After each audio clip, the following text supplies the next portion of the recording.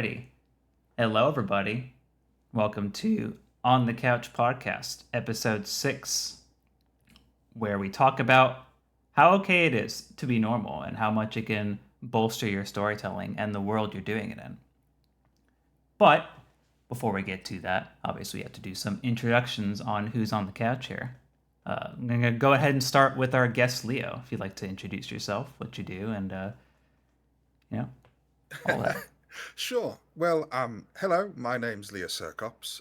I've been role-playing in the VR space for about 5 years, doing D&D stuff for probably around 13 now, and variously involved in acting projects, etc. Beyond that, I have been selected, somewhat humorously, for the conversation about being normal, which is something I've never particularly excelled at, and in fact, I think that it's a bit of a difficult topic for many who share the VRRP space. It's a bit of a far off concept, but no, I've done a lot of work in the background supporting various projects. I've been building projects of my own, and always been a big one for conversations surrounding VRRP and how things are developing. I find it extremely exciting to be alive at a time whereby we are exploring or get to explore this new nascent medium that is VRRP. Of course, there's similarities between this and LARP and other forms of role play or acting in different spaces, but this really is a bit of a new frontier. So I'm super happy to have been invited to one of these discussions in this early days of this new hobby. So yes, that's me. Awesome. And we're excited to have you here too. Get to discuss all the ins and outs of this seemingly normal concept, right? Selin, if you'd like to go ahead. Oh, sure. Hello. I am Silent. I've been around VR roleplay for just about I suppose 3 years now. Last week I did mention it has officially been 3 years. Woo. Woo. Yeah, I've participated in some role plays, host some. Very much a short form roleplay enthusiast, and that's about it. I'll keep it short since I don't know. Introduce myself at the beginning of every single one of these, so. Yeah, I'm beginning to question the necessity of us introducing ourselves every single time. But I'm trying to mix it up too. It's hard. It'd be like, all right, hi, what's going on? I'm Solus and I'm an alcoholic. Not really, but It's Solus. You know who I am, and if you don't, you're about to fucking learn. Sorry, can we swear on this or not? I probably should have cleared that. Whoops. I think it's fine. I'm down for it. Okay, fine. Cylin, what do you think? Probably fine, yeah. Thumbs up? Okay, cool. All right, there we go. Green check mark. Sorry. You're good, man. So I'm Solus. Been around for 4-ish years and change in the VR roleplay community. Very, very loosely tried D&D beforehand, but not nearly in the same capacity. I think VR roleplay has definitely changed my opinion of roleplay, what it actually kind of feels like to be involved in it, and the ways I can kind of approach it. And this discussion actually does encompass a lot of that, which is very much along the vein of learning about what is expected within a world and kind of immersing yourself into a mindset that makes a character really fit within it and feel lived within it, right? So that can be a good segue into, I guess, the topic at hand, right? Being normal. So what does it mean, right?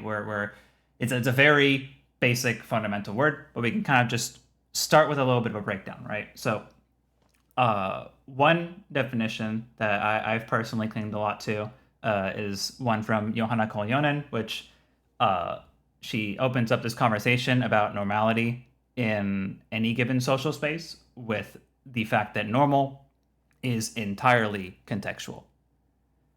And the way that kind of comes up is say for example, you're in an open square in a city, and you see one person kind of, mostly unclothed, kind of just dancing in the middle of like a park, right? It's very weird because they're the only one doing it.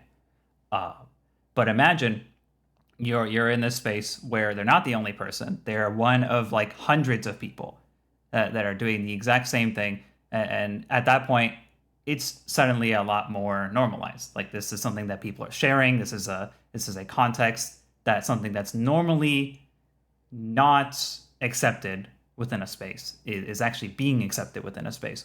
If you go somewhere else, that context is different, and then normalcy changes, right? So we want to kind of. In fact, I would probably say that, like, if you were the one was just walking by and there's a group of like 1,000 people, mostly unclothed, dancing in the park square, you would probably feel like you're the weird one, and Yeah. Very relatable experience. Yeah, we've all been there, right? yeah, Absolutely. We're there yeah. at the But yeah, function and you everybody's you got would their probably kid off and you're like, oof.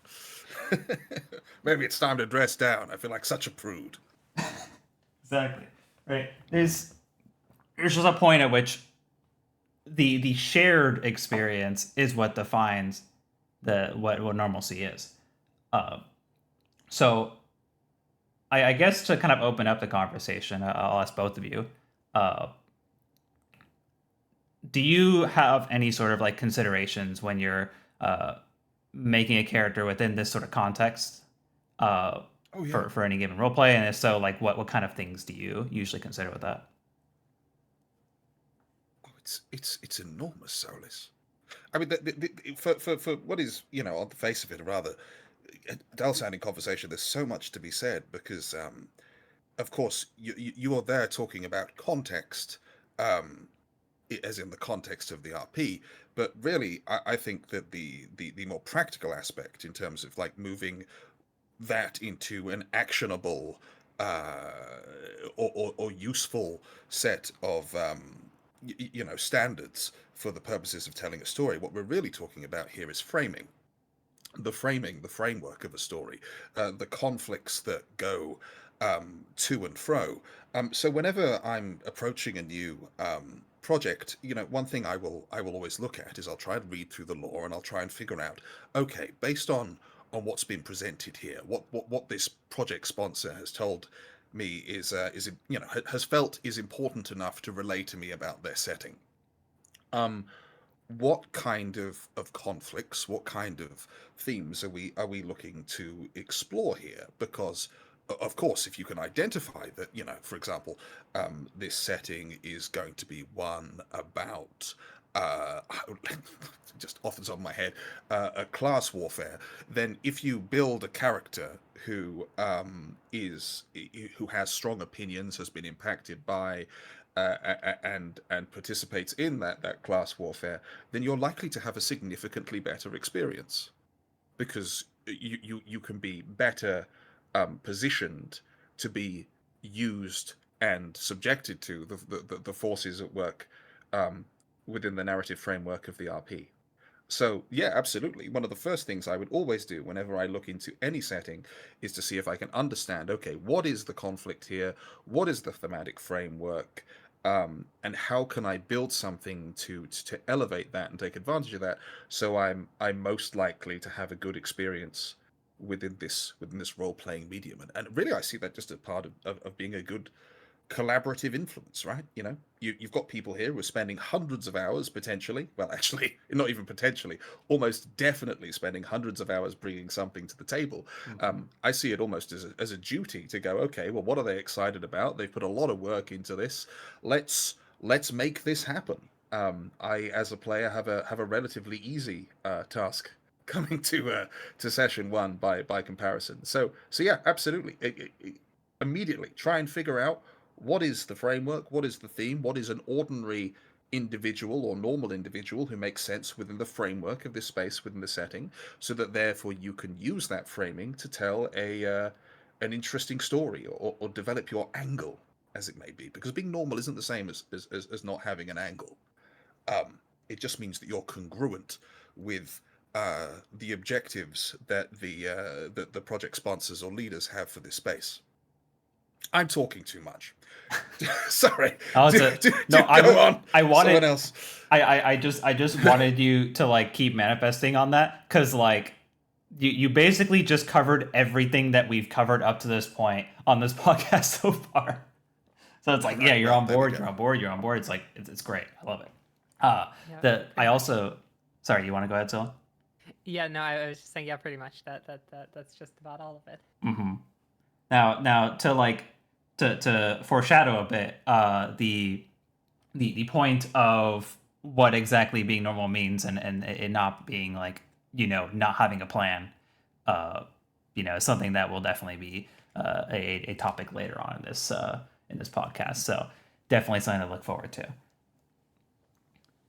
All right, Zelen, did you have an answer to contribute as well? I suppose I'll take it from a slightly different perspective.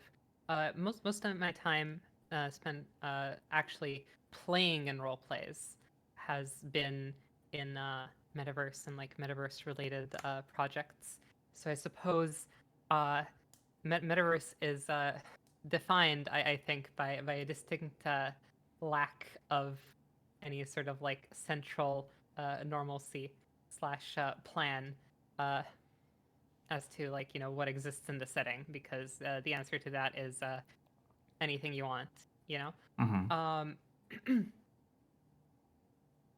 But I think I think what I found really helpful, like if like I go and like try to make a character, what I really try to think about is like how do I have this character not necessarily share things in common with other characters, but just like I want to make a character that can relate to other characters and relate to other groups and relate to the sort of things that are happening in the setting, right? I want to be able to make a character where I can and go and like relate to things that other characters are doing. I'm personally a really big fan of like I don't know. I usually don't plan out my characters. I love improvising details and whatever. The things that I don't improvise, however, are I want to have like some sort of idea of like the big picture of like what am I doing with this character? How am I relating to others? For I guess for example, I was talking about my character Lily last time. The waypoint was like a little town, and like you had a bunch of adventures. So like I made my character like on the surface at least, wanting to become a knight, right? And like that's something that like other characters in the setting can relate to at the very least. And if you do it like that, then you can very easily you can very easily kind of just like hop in, play the character, and there's kind of like a shorthand. The normalcy is almost like a shorthand where you don't really have to explain to the other person, this is what my character is about. It's just understood. There's like a shared knowledge of the setting, acts as a shorthand, and that explains what my character is for me. And I don't need to like narrate it to you in the middle of the role play. Which I think allows things to go quite a bit more smoothly. Can I expand on that? Go for it. Sure. Well, I'm sorry, I'm not sure on the format of how you do things, so if you need me to shut up, then please do tell me to do so. There is no format. We're just. Yeah. Well, that's a very dangerous thing indeed. So one of the things that really helped me think about this was two very similar books, the Bible and Harry Potter. I'm being Oh, wow. facetious, obviously. No, I'm being facetious. But the I remember once upon a time I was talking to a pastor at a cathedral in Gloucestershire, near where I grew up, and he was talking about the importance that the good book, as it were, used to have as a key point of individuals being able to identify each other with each other. Um, you know, not everyone has had the same experiences in their life.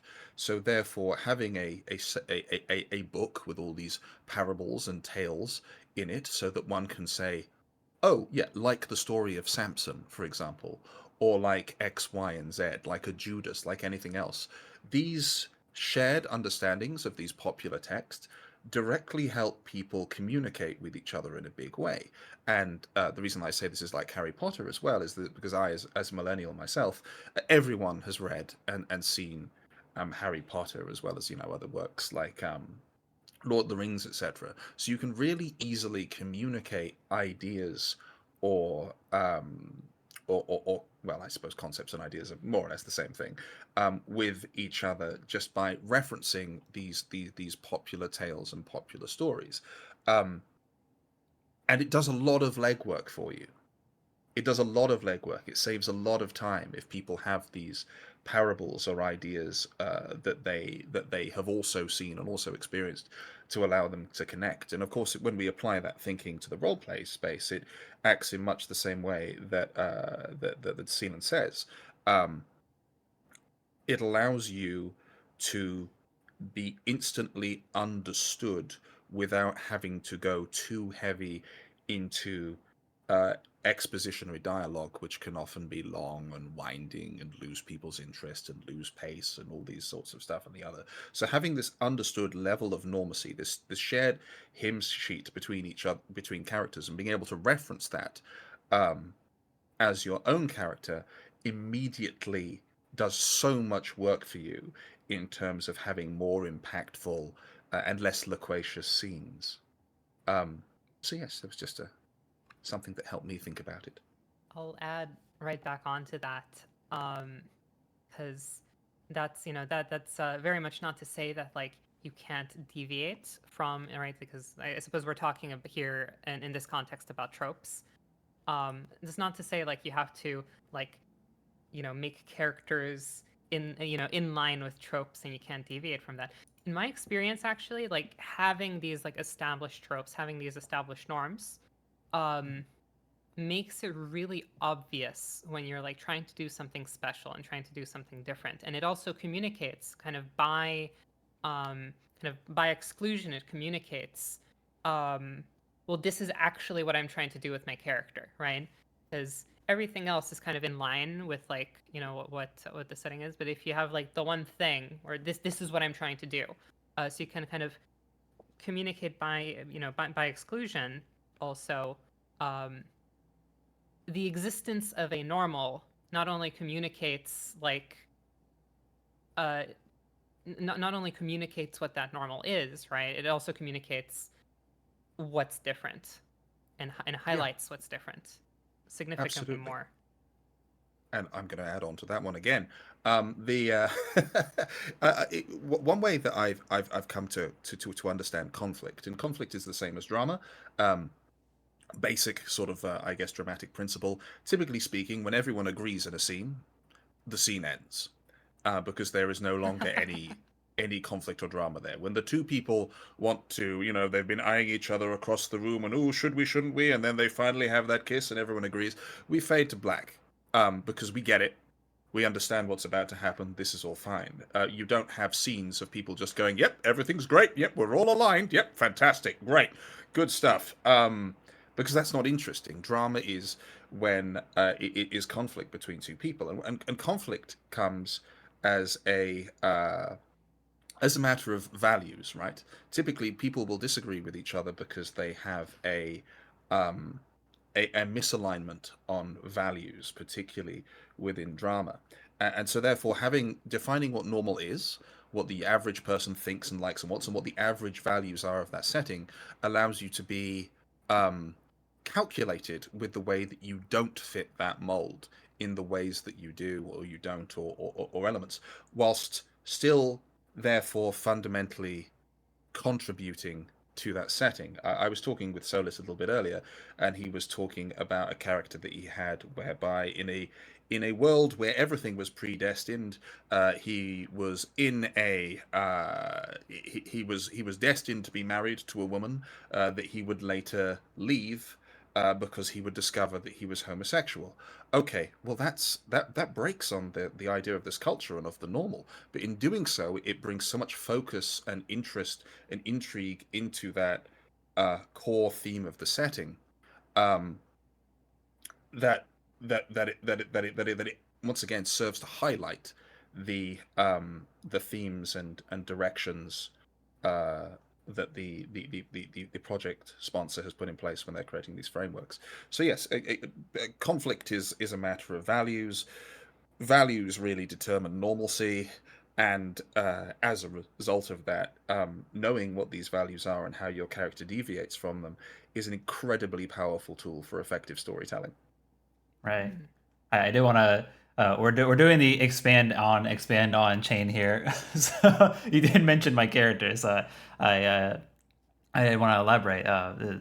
We have talked about Rowan before a little bit on this podcast, just to kind of get an idea of what he's all about. And yeah, this whole like notion of, he was married to someone who he then figured out his sexuality through being different from the person that he was attracted to. He was with a woman and he realized he was attracted to men, and that ended the marriage and the reconciliation with that, which would normally kind of break this notion of predetermination, was, internally, I think, how would this guy reconcile this difference? And the easy first answer is, this was the journey of discovery that was placed before me. That I would not have figured this out about myself were I not placed into this situation where I was able to figure out otherwise. And that immediately resolves the issue. But it is really a matter of, like, that kind of determination requires then figuring out how you actually deviate from that sort of perfect case in a way that still preserves that normalcy. And especially in the case of someone who is basically about as convergent on that normalcy as possible, being the how to explain Rowan, being the sort of thought convergent society that he came from. It very much forced me to think inward on, like, what exactly the thoughts of these people would be when sort of subjugated by this thought of control and this super long pre-planning and this dependence on this mindset. And, like, what would they think about this? Like, in this extreme scenario to us, but normal to them situation, what would make the difference here? How would this slight deviation actually make sense, and how would it be reconciled? So now that itself is a pretty good segue into our next topic. I was going to have segue actually. Ooh, go for it. Yeah. Kind of talking a little bit about we've talked a bit about how like normalcy can be used to communicate information, and how it can also make things stand out. And well, here's the thing, right? Like, it is really fun and really exciting to, like, have your character kind of like be unique and stand out in a way. But I want to talk a little bit about the tragedy of the commons here, as it might happen. So say you have a hypothetical role play where you have like an empire, and like everybody's kind of like on board with this empire, but there are some like rebel factions forming. Um, it can be exciting to feel like you're a part of like the small rebel faction. But then everybody also probably feels the same, right? Where it's like, oh, cool, I'm part of this like small niche movement. It's rebels. And then you end up in a situation where every single character in roleplay is now part of the rebels, and well, now it's kind of weird even to have that story anymore, of like the rebel faction being small, because like there are no characters to define the Empire's perspective, so it's no longer small, it's no longer niche, and I would argue that it kind of like loses a bit of that that uniqueness, because now everybody's on the same team.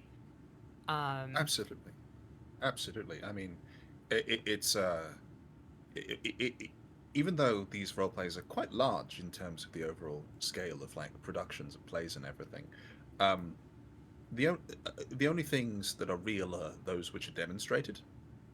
Um, so if it gets to the point where no part of a norm or an ordinary, or nobody is batting for one of the sides of the conflict, well, then you cease to have a conflict. It falls into that everyone agrees situation, whereby you render the situation um, remarkably boring.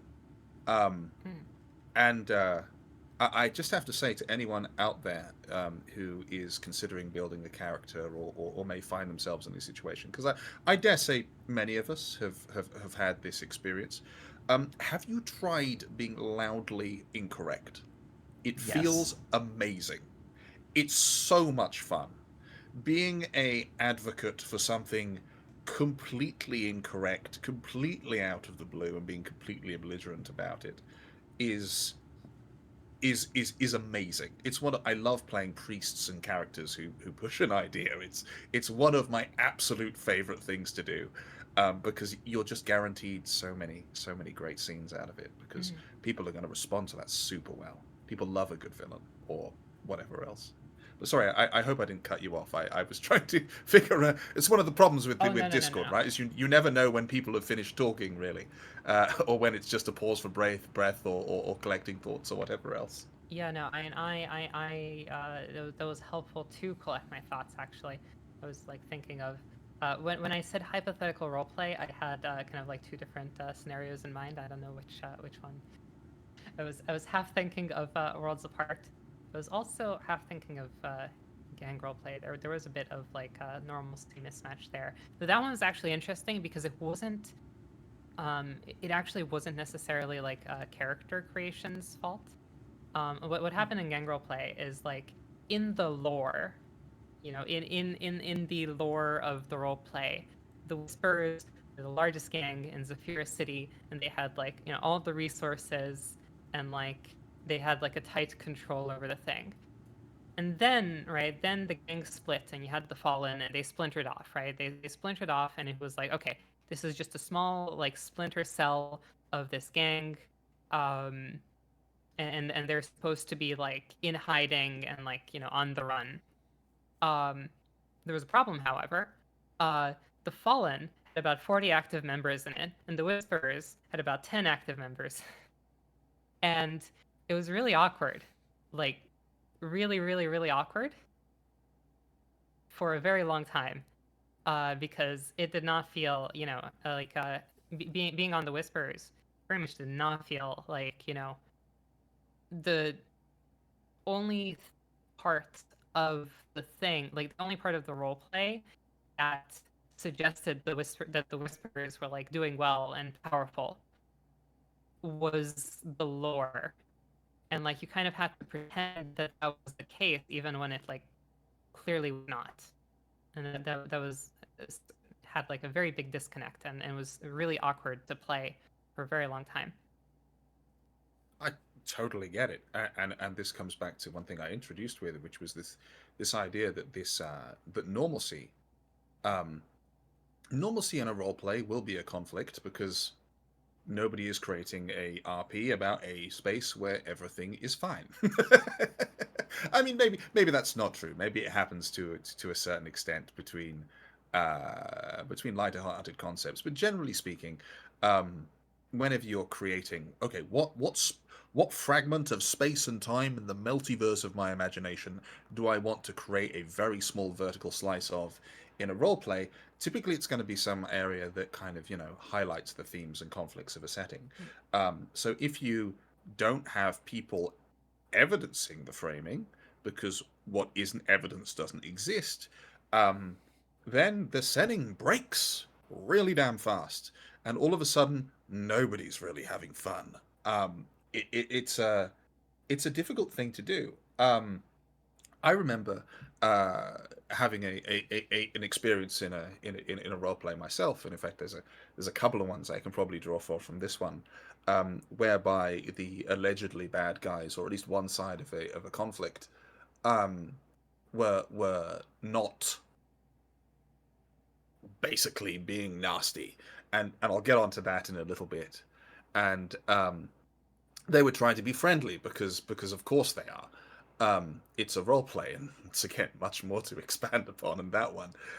So I made a point at that time to the project sponsors that even if these people aren't being nasty and horrible, um, maybe you could put some billboards up or something around the place, some news articles like a radio station dropped in the news this morning that X faction had done something super heinous and horrible in the background, so that people could, just to establish that concept. At least you've woken up this morning and you got the sense that even though this person from this enemy faction is being completely friendly with you, that actually what they represent is absolutely abhorrent. Just to make it real in some aspect, and they didn't want to do that because evidencing a conflict, which is likely to be the normalcy of your setting, um, at least within a structured RP, I totally take on board what Ceylon said earlier about metaverse-esque areas. I am a structured RP enjoyer. Mm-hmm. I have never set foot in a metaverse lobby, um, just because I would be lost.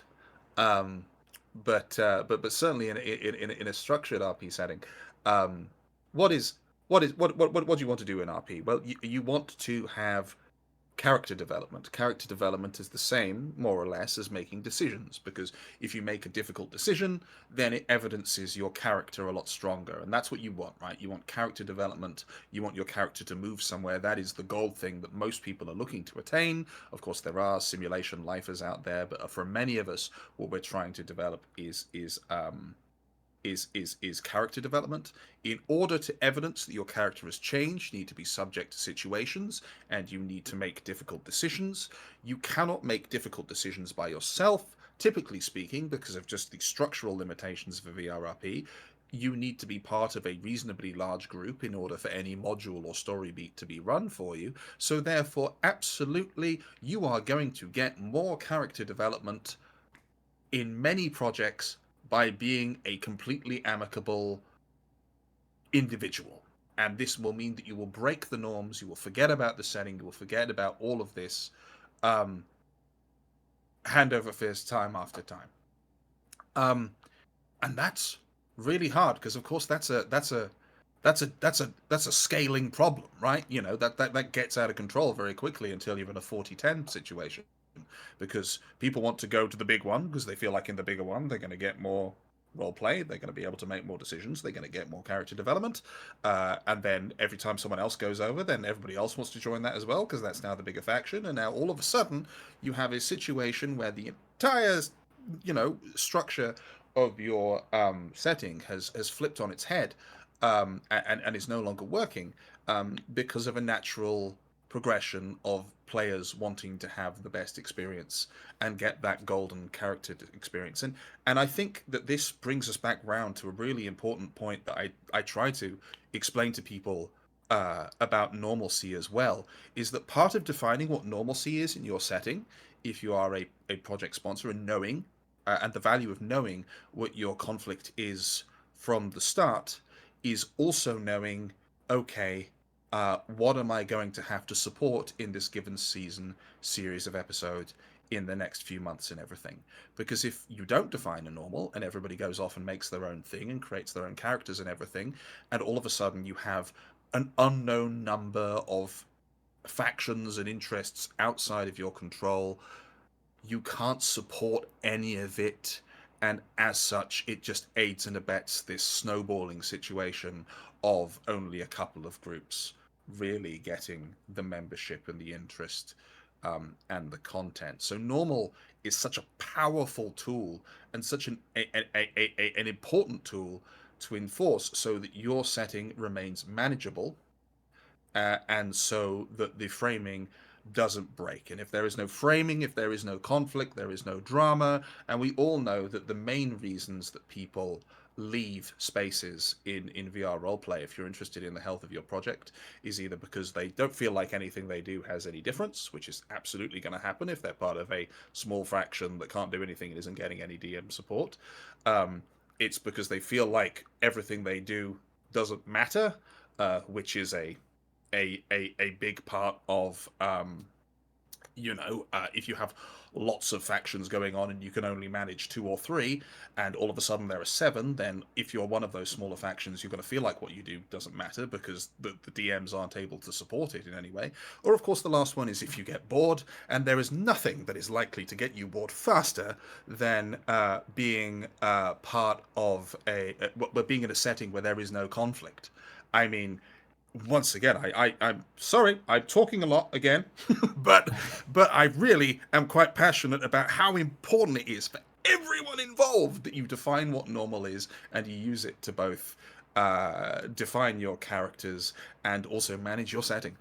Yeah, I'll shut up now, I promise. Oh, you're good. Yeah, these are all good points, right? Like to round it up, like when this does happen, when this kind of like restructuring happens, where some kind of focus of the roleplay starts to shift a little bit, or like something starts to become disproportionately represented or supported by the people running the project. I would even posit that it's a different roleplay entirely. And when you basically reframe the roleplay enough that it becomes a different roleplay, then you have that large enough disconnect with people that may have still the original intention in mind or the original framing. And that alone is a jarring enough difference that if you've already reframed everything and the runtime is so much different than what you believe the roleplay should be, what it's written, and what you've interpreted, that alone is jarring enough, right? And I also wanted to poke at this because you said it twice now. You mentioned things, only the things that are evidenced are real, and that is another one of our principles that we're going to talk about in like 3 episodes. What is it? 3, 4? It's number 10. We're on number 6. It'll be in 4 episodes. Yeah. Reality is subjective. We very much agree with that. You have to show something. Yeah, it has to be perceived for it to truly exist in a person's experience in the roleplay. Otherwise, it just Perception is reality. Yeah. Oh my god. Suppose I've like sorted this out in my head now. I mentioned kind of like the tragedy of the commons earlier. There are sort of 2 competing effects here, right? Like effect number 1 is you're making a character, entering into entering into a role play. It's kind of scary to like go into the void. People will try to make their characters be able to fit in with each other, and just as you said, Leo, right? Like you eventually end up with characters that are like 100% like fully amicable with each other because you want to like maximize the number of other characters that you can like be in the same room with and not immediately get into a fight, which I mean, I know it doesn't have to be that way. Characters disagreeing doesn't have to be that way. I'll skip the tangent into life or death conflicts. We did that last week, but that's like force number 1 is like people understandably want their character to be able to roleplay with other characters, and probably the easiest way to do that is to just be very amicable, right? That's the easiest way to accomplish that, right? If you're playing a nice character that's very sociable, then you'll be able to talk to lots of other nice characters who are very sociable. Right. Then the competing effect number 2 is, well, okay, we want our characters to be able to get along with others, but we still want to be unique, right? We don't want to be the Spider-Man meme of like everybody looking exactly the same and pointing at each other. So what you usually end up with is people also try to make the characters unique and stand out in other ways, whether it be like visually or like aesthetically or like in backstory or in ways that don't necessarily impact their thoughts and belief systems. And what you generally end up with in the end is kind of like a big like conglomerate that kind of consumes the whole role play, and anyone who kind of doesn't join the big conglomerate of characters um, does end up getting, well, less opportunities, right?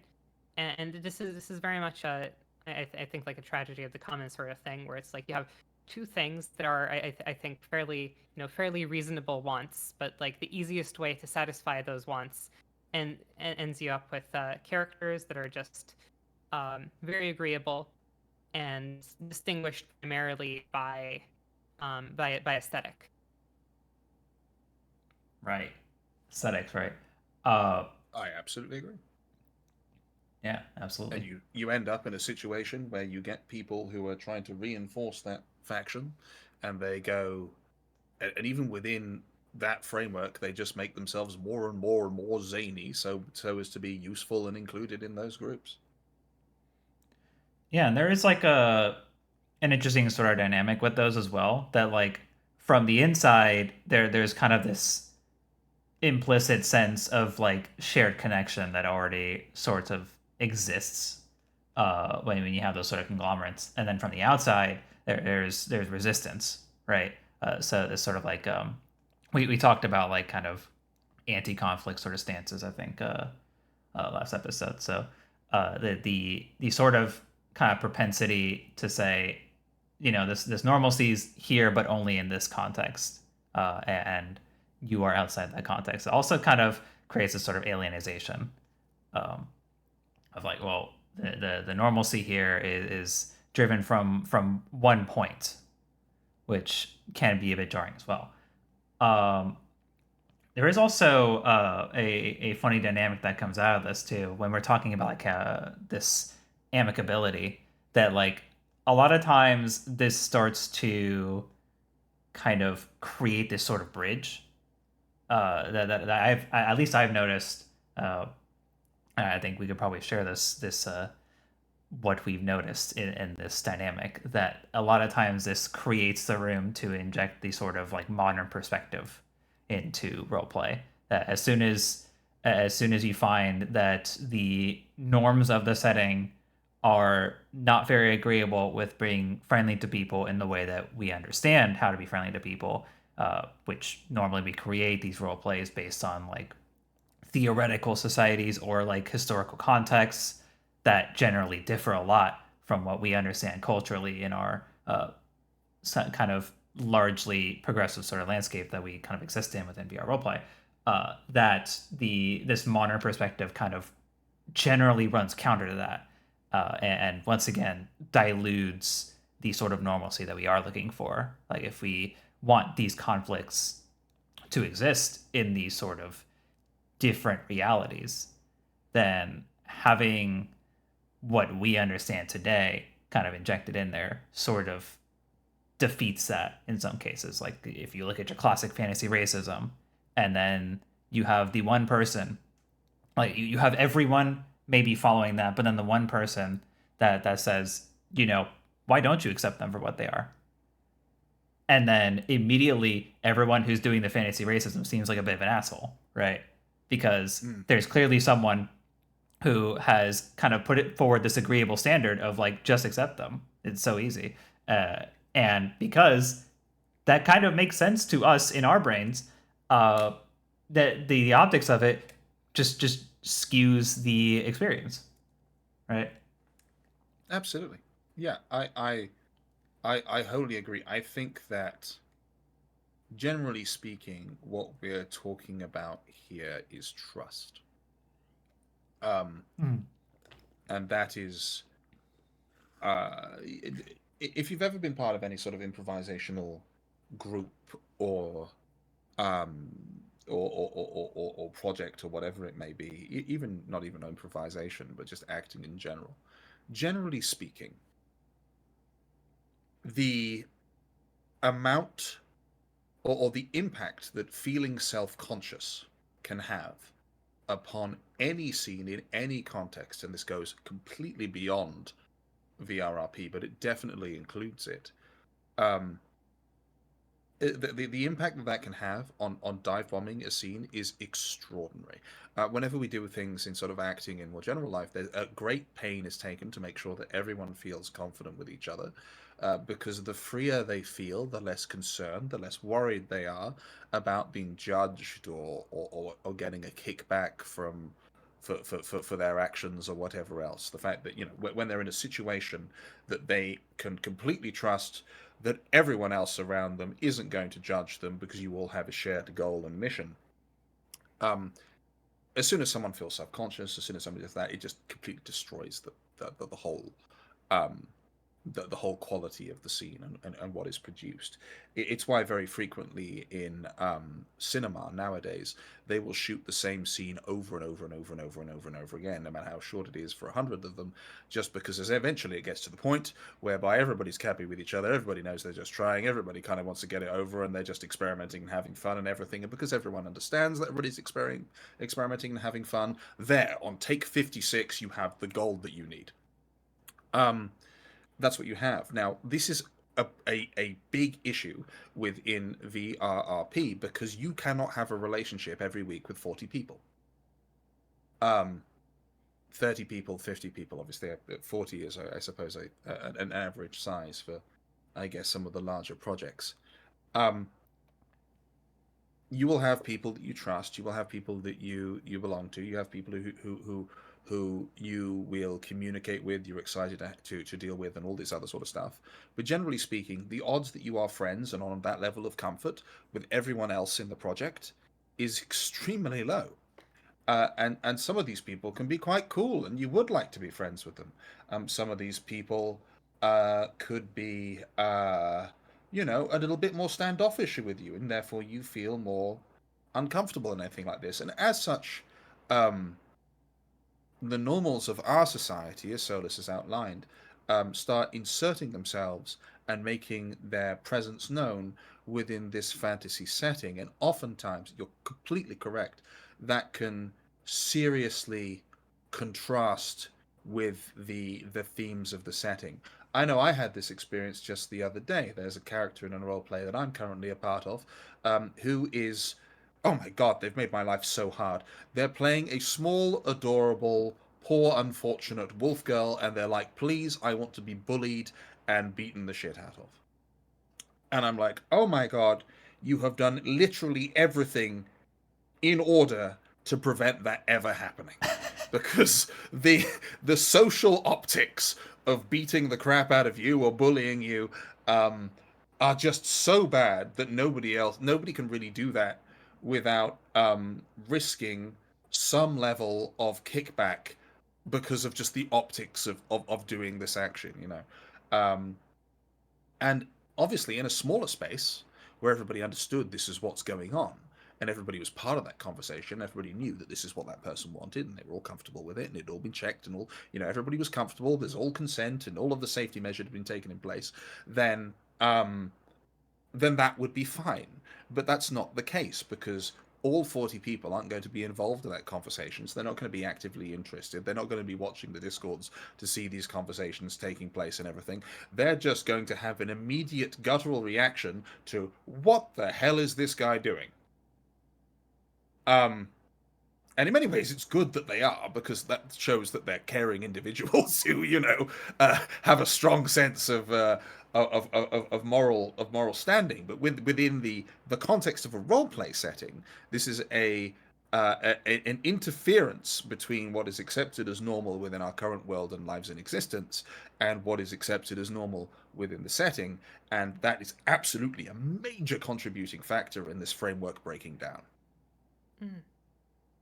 Um, yeah, no, absolutely. I suppose in the sort of LARP theory perspective, right? One of the ways the magic circle is defined, magic circle is kind of this concept. It's the set of social contracts that allows a game, in this case a role play, to be played. You essentially have a social contract with everyone in the role play that you're here to play pretend. You're all going to take, the rules of the game seriously. Another way I've read this as defined is that it's kind of like the boundary the where the kind of rules of society, right? You leave the rules of society behind when you enter the magic circle. The magic circle is kind of like the boundary between where kind of societal norms apply, and then inside the magic circle, that's all gone, and instead you have kind of the rules of the game apply inside the magic circle. And yeah, I mean, trust is the main the main key here. It's impossible to have a magic circle without trust. In fact, a lack of trust is essentially a breach of this magic circle. You cannot have a game without trust. You cannot have play without trust. I actually, you're talking about improv. I have a interactive theater textbook in front of me right now. I can tell you 200 out of 500 of those pages are dedicated to like how to facilitate trust within an ensemble, and it's just like, As well it should be. It's the yeah, most important thing. it is a lot.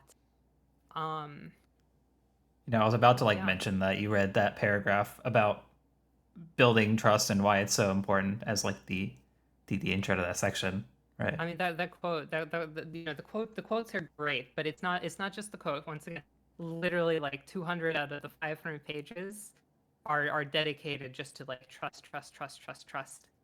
Um, It's the and that's start what of the book. any roleplay Yeah. workshop, any improv workshop. The first thing they'll do is if you've got an hour, half an hour will be spent on trust games. Mhm. Yeah. Um, it is very important because like play cannot happen.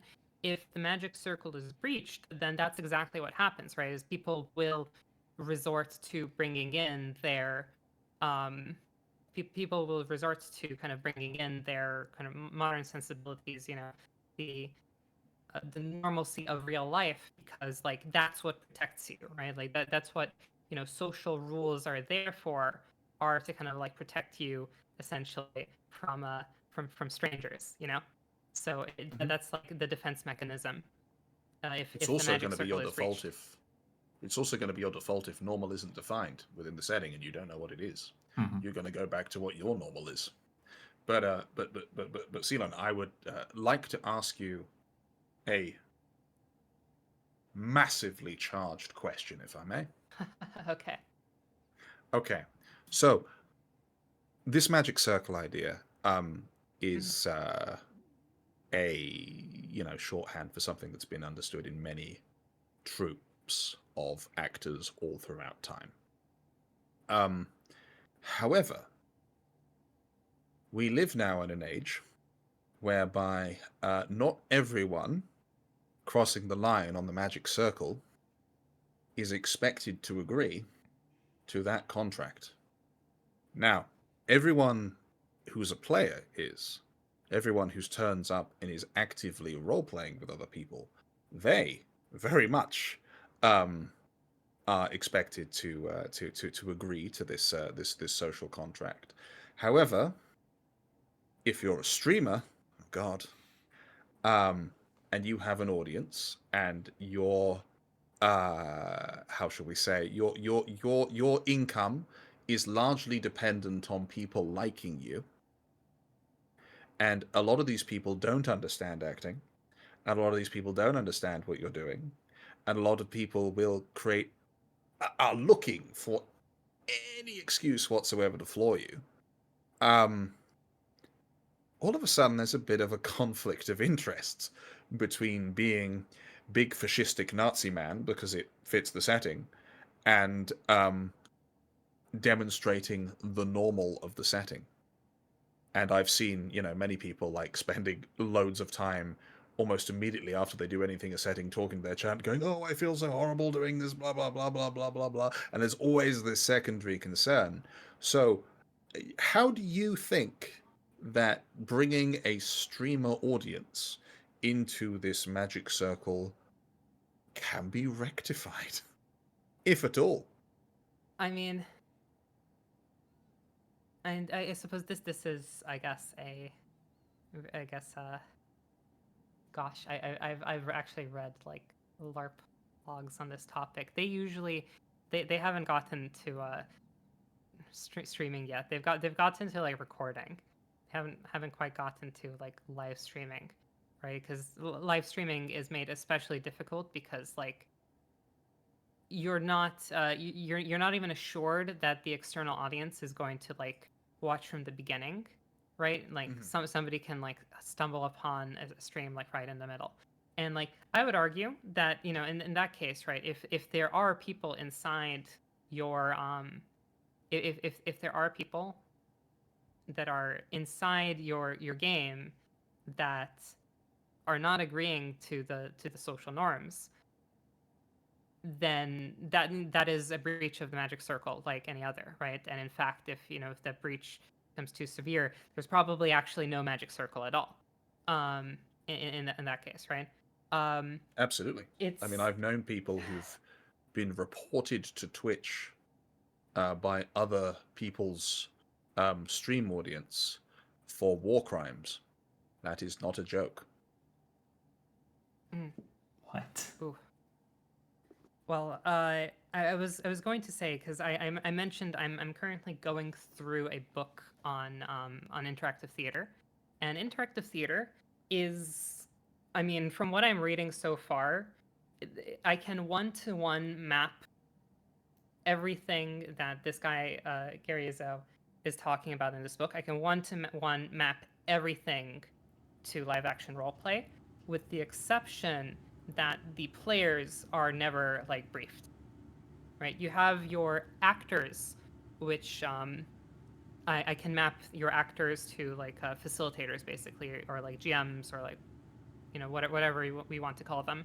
Those are the people who are kind of like playing characters that are controlled by the staff, right? And they're the ones kind of driving things forward. But in interactive theater, right, you're going to have people, including sometimes people that are entirely unaware that there is even like a role play going on, kind of stumbling into the middle of your thing. And they, and it's really fascinating. The author kind of puts out a lot of strategies to draw the players, or in this case, the audience, um, the audience of an interactive theater performance act as like the players of a role play, essentially. Um, the author of this book outlines a lot of strategies on like how to draw these people who have not been briefed, who have not had to agree to anything, into the magic circle. And one of those things, actually, the thing that is that they outline as the most important, is to strongly evidence the themes and kind of the norms of the thing. In fact, they explicitly say, and this is in the author's experience. I'm not sure, like, I in the author's experience, they say that for this sort of performance to work, um, you want to rely on kind of historical tropes. The example that they go through in the book is a sort of like frontier Wild West town, and they tell you that more important than being realistic is knowing your audience and creating a world that is what people expect that it is, so that your audience can come in and immediately understand what the norms of this world are. Yes, that shared Bible Harry Potter-esque thing. Yeah. But come back again. I'm enjoying the fact that the magic circle discussion is coming full circle to just reinforce your bloody norms. Yeah. So I'm almost finished. I'm almost finished with this. But basically, he does say that like it, as an artist, it is your duty, in the case of like historical things, that like you want to push the audience's expectations just a little bit, because like you don't want to play off of like factually incorrect tropes and like establish fault and like continuously spread falsehoods in people's minds, right? But in order to have a successful interactive performance, you need to you can only afford to push the audience's expectations a very small amount. How much is small? Well, it's going to be on a knife's edge and is going to come with experience. Um, so that is to say that I do think it is possible. I think you have to be very careful when you're streaming, and I think you essentially, I think, would have to be more intentional if you're making a roleplay to be streamed and you want like people coming in to understand what your roleplay is about. You actually have to be more intentional with your norms than than if you weren't, right. If you have people together, then you can afford to talk about and discuss any misconceptions that there are. If you have people coming in from the outside and like watching as a third party from a stream, you don't have the opportunity to talk to them and correct any misconceptions that they might have. So the norms of your roleplay must be absolutely blatantly obvious in that case.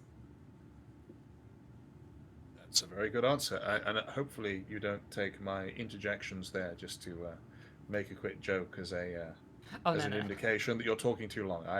No, absolutely not. No, no, no. I was simply hoping to add a bit of comment. I was very much enjoying what you were saying there, and I I hope was you just didn't wrap signaling things that up faster because I of it. was in fact almost done. Okay, fair enough. I just didn't want you to think that I was pressuring you in any way. That was all. Okay, cool. Well, yeah. I mean, it's a big thing, isn't it? In drama, there's always this mismatch which they tell writers, and I remember back when I was talking to some very accomplished writers about the uh, the difference between people want what people think they want when it comes to dramatic production and what people actually want. Generally speaking, particularly among sort of novice writers, they want to go, oh, I want to keep it exciting. I want to keep the audience guessing. I want to keep, this everything under wraps. I want to be caged. I want to be, um, closeted with. I want to keep my cards close to my chest is a way to say it, so I can really surprise people and shock people at different points. And certainly this happens in VR roleplay as well, where people just don't give enormous amounts of information um, because either they don't have it yet or they want to surprise people. Um, and generally speaking, if you speak to more experienced writers or authors and everything, they always say, no, obviously you can have a twist here and there, but generally speaking, the audience should know exactly what is going to happen in almost every single scene because anticipation is a hell of a thing. Whenever we're watching films, whenever we're seeing things, we are all just thinking almost immediately, at some point there is going to be a meeting, there is going to be a conflict that is going to happen between a set of characters, and wow, I'm looking forward to that. I'm looking forward to that. That's what we have going on.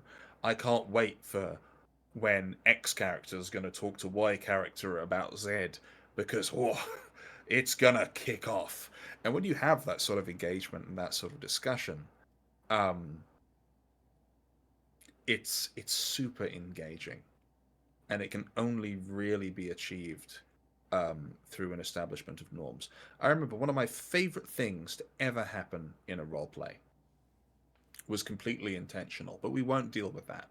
Um, but I remember there was a point where I was when I was still performing in Rosewood, whereby people looked at a bit of water and they said, "There's nothing in the water." And they'd misunderstood it at the time. When they said nothing in the water, what they meant was there's nothing strange about it. But they'd said that there's nothing in the water. And all of a sudden, oh, okay, well, there's a force within this universe which erases matter.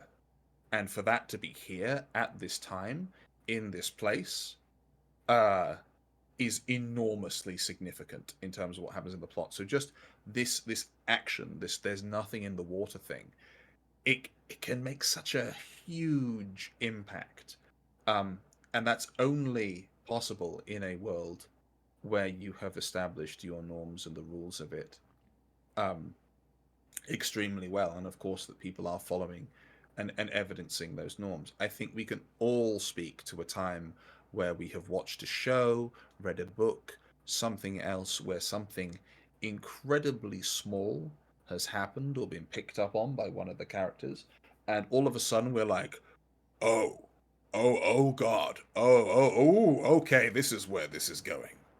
And you can't have that in a space where everyone is um, is defining their own normal, Right. or trying to do something different. You need some basis to determine what is actually significant or what's different or Yes. what's going to be interesting that then builds into something even more interesting. Right. So like Yeah. we have effectively talked a lot about like what happens without the normal. We talked a little bit about like how to be normal, but we can I think kind of expand on that a little bit, right? Like we talked I about. actually, right before we get into that, I Cool. did want to do like a quick, because I did want to segue, but right before we get into that, I wanted to do like a quick segue on like, why does this matter? Mhm. I think that's really important because, of course, we're talking here about, Couchform. Um, why does this matter? Why is this a principle? And I think the reason that having a normal is obviously like not a strict necessary requirement to have a role play. There are lots of role plays that don't have it, right? And they function just fine. What happens, and the reason why this is a principle of Couchform, is that if you don't define a normal, you end up with the themes of your roleplay being diluted. And in fact, you probably end up with either no themes, or the themes are going to be like in a constant state of flux depending on whatever your players feel like in that moment. Um, Yeah, it makes the DMs impotent basically, because yeah, they can't act on the plot because they don't have ownership over it anymore. Mhm. yeah. And so that is to say, of course, that this, like lots of other things, is like a stylistic choice. I think like that this is like a really big stylistic choice, and like not having a normal is just like absolutely 100% incompatible with Couchform, because like um you can't have shared themes, or you're very unlikely to have shared themes if you don't define a normal. So yeah, I suppose we've talked a lot about you know what happens when you don't have one, and I guess as Solus mentioned, we should probably talk a little bit about, what do we do? How do we create normalcy Yeah. in a role play? And I think like the first big determination that we've already kind of covered is very much the converse of what you just said, right? Like if you lose normalcy, you generally lose your themes, and the way to kind of turn that around is the way to have normalcy is to strongly evidence the themes, right? This is kind of a point earlier in that the best way to describe or to show what is normal within the setting is to really strongly follow the exact structure that is built within the roleplay to begin with. Uh, and I guess I'll pitch the question to you two then. What other kind of considerations would you have in trying to either build normalcy within a roleplay as like a designer or as a player, how to play into it and bolster it?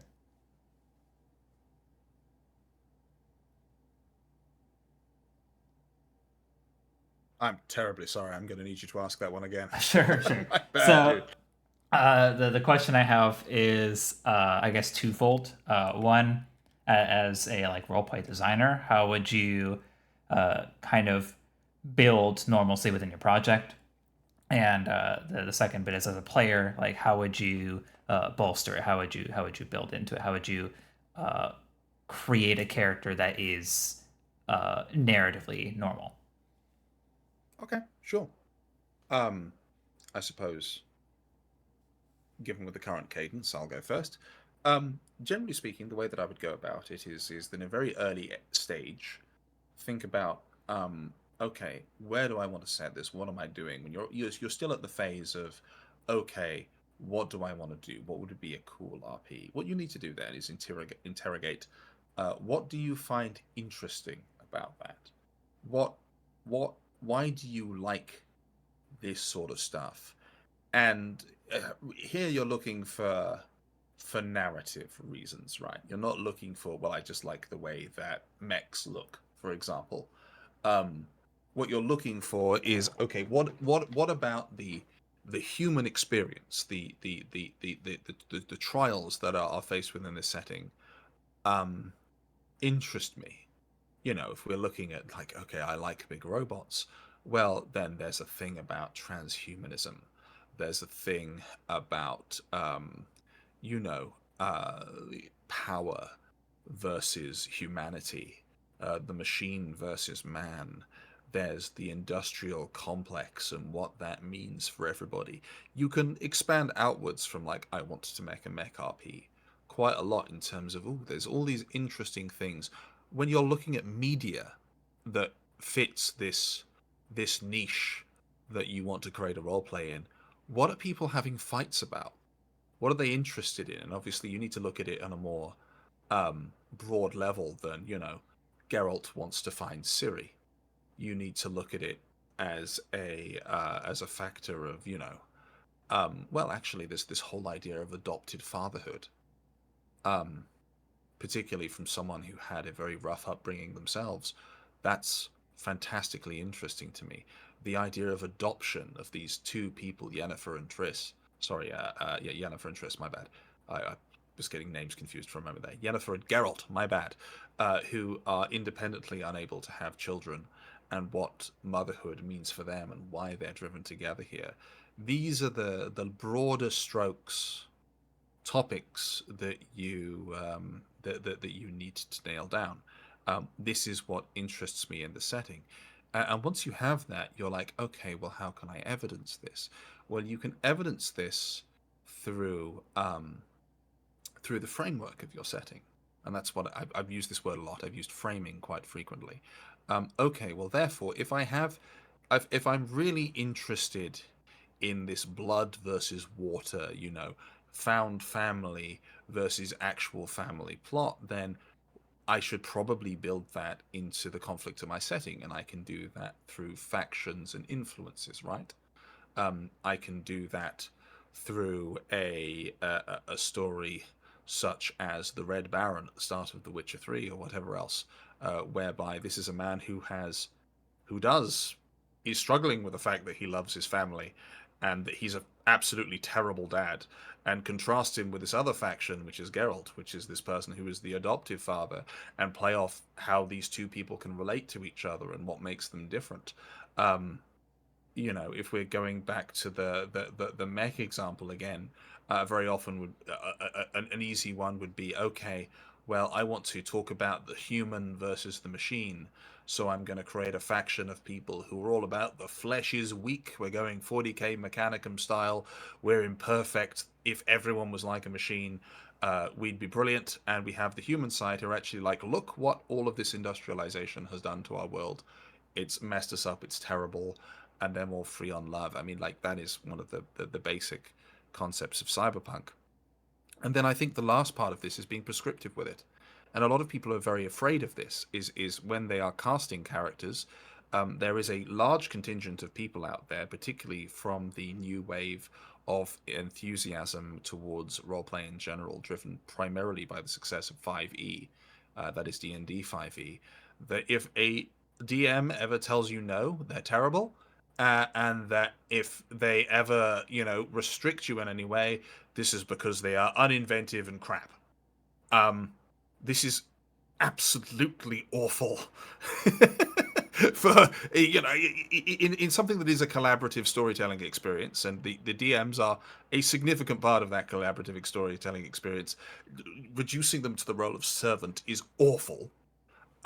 completely antithetical to the idea of just having fun, let alone telling a good story. But yeah, you need to tell your people that, okay, I want people who are like this. You have this. You're in this setting. You're in this world. You do have these limitations. And that's how I would enforce them there. And of course, when that comes into practice, if people start to stray outside of those bounds, then you get a non-persistent character in to slap them about a bit. Evidence the world. Oh, you thought you could go and cozy up with these people? Well, actually, I'm going to, your investors have found out about the fact that you're screwing around with the rebel faction. And they're very invested in the stability and prosperity that this empire brings, to go back to Sealand's example earlier. So therefore, you're going to be out on your ass if you keep socializing with these people. And that's not implicitly going, no, you can't do it, but it is putting a consequence on breaking the norm, and that's why we have normals, right? It's to avoid consequences. And of course, if you're a player, I believe I answered this question when I initially outlined what I love about the idea of defining normalcy and everything. Talk to your DMs, find out what they're interested, what they're excited about, read the source material, read the lore, and figure out, ooh, what could I do to help tell this story?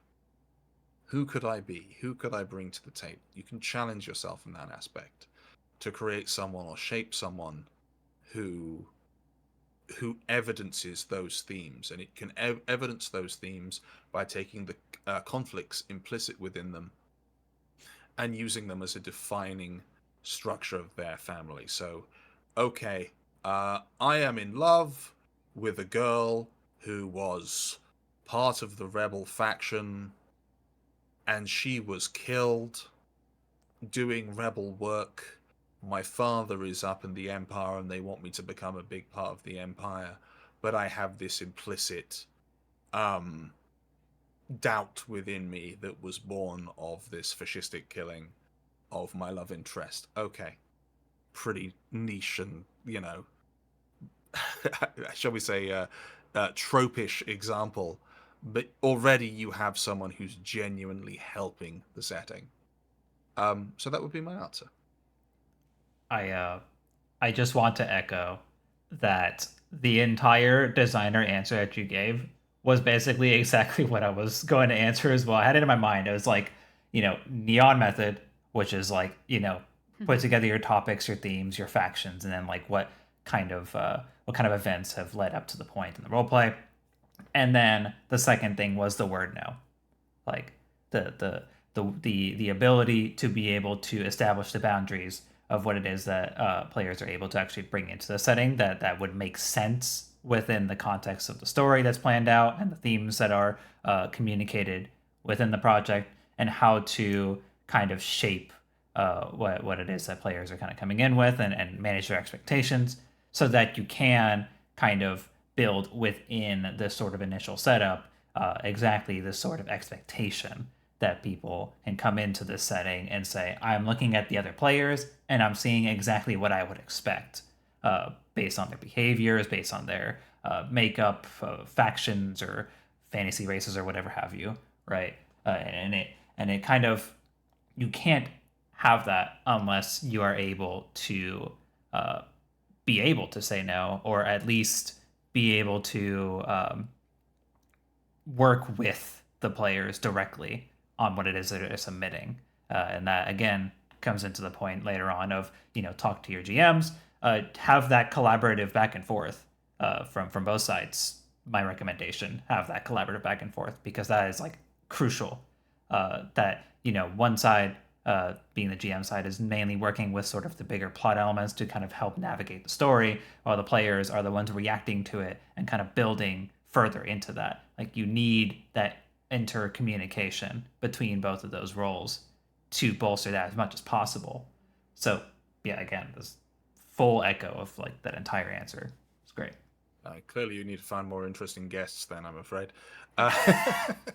I Look, will. look. People with different things to say. There we go. I'm not, It's look. Maybe we can maybe do that after, right? This is mostly intended to be like, you know, informational, I guess.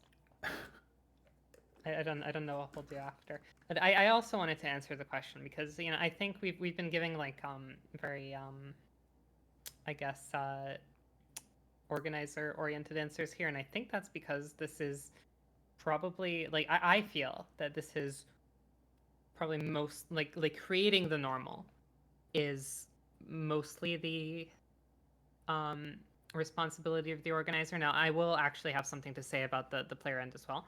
But first, I guess I wanted to like share a couple of like examples that of like specific mechanics that you can kind of that can be used to do something like this.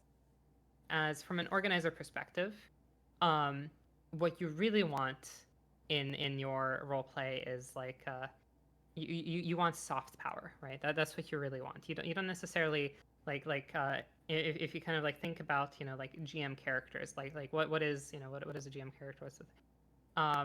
You know, very often I've seen lots of role plays kind of like allocate um, GM characters to be like, you know, the important like boss characters with like agency or whatever. I'm not actually convinced that that's necessarily what you want as like a staff team. Hard power is I suppose useful, but it's actually I think what you really want is soft power. You want to be able to um, kind of influence how the players, you know, approach your setting. And, you know, way number one to do this is, you know, communication. You can tell people this is what you intend, right? Um, Sometimes telling people this is what you intend is not enough, right? People are going to like read your thing and understand different things, or sometimes people are just going to not read your thing, or maybe they're going to read it and forget it, right? Or just read it and it's not felt, right? It's not felt where like you read the text on the piece of paper, but like you haven't like internalized that into like how your character is going to act. So for whatever reason, um, you know, telling people, hey, you should act like this might not be enough.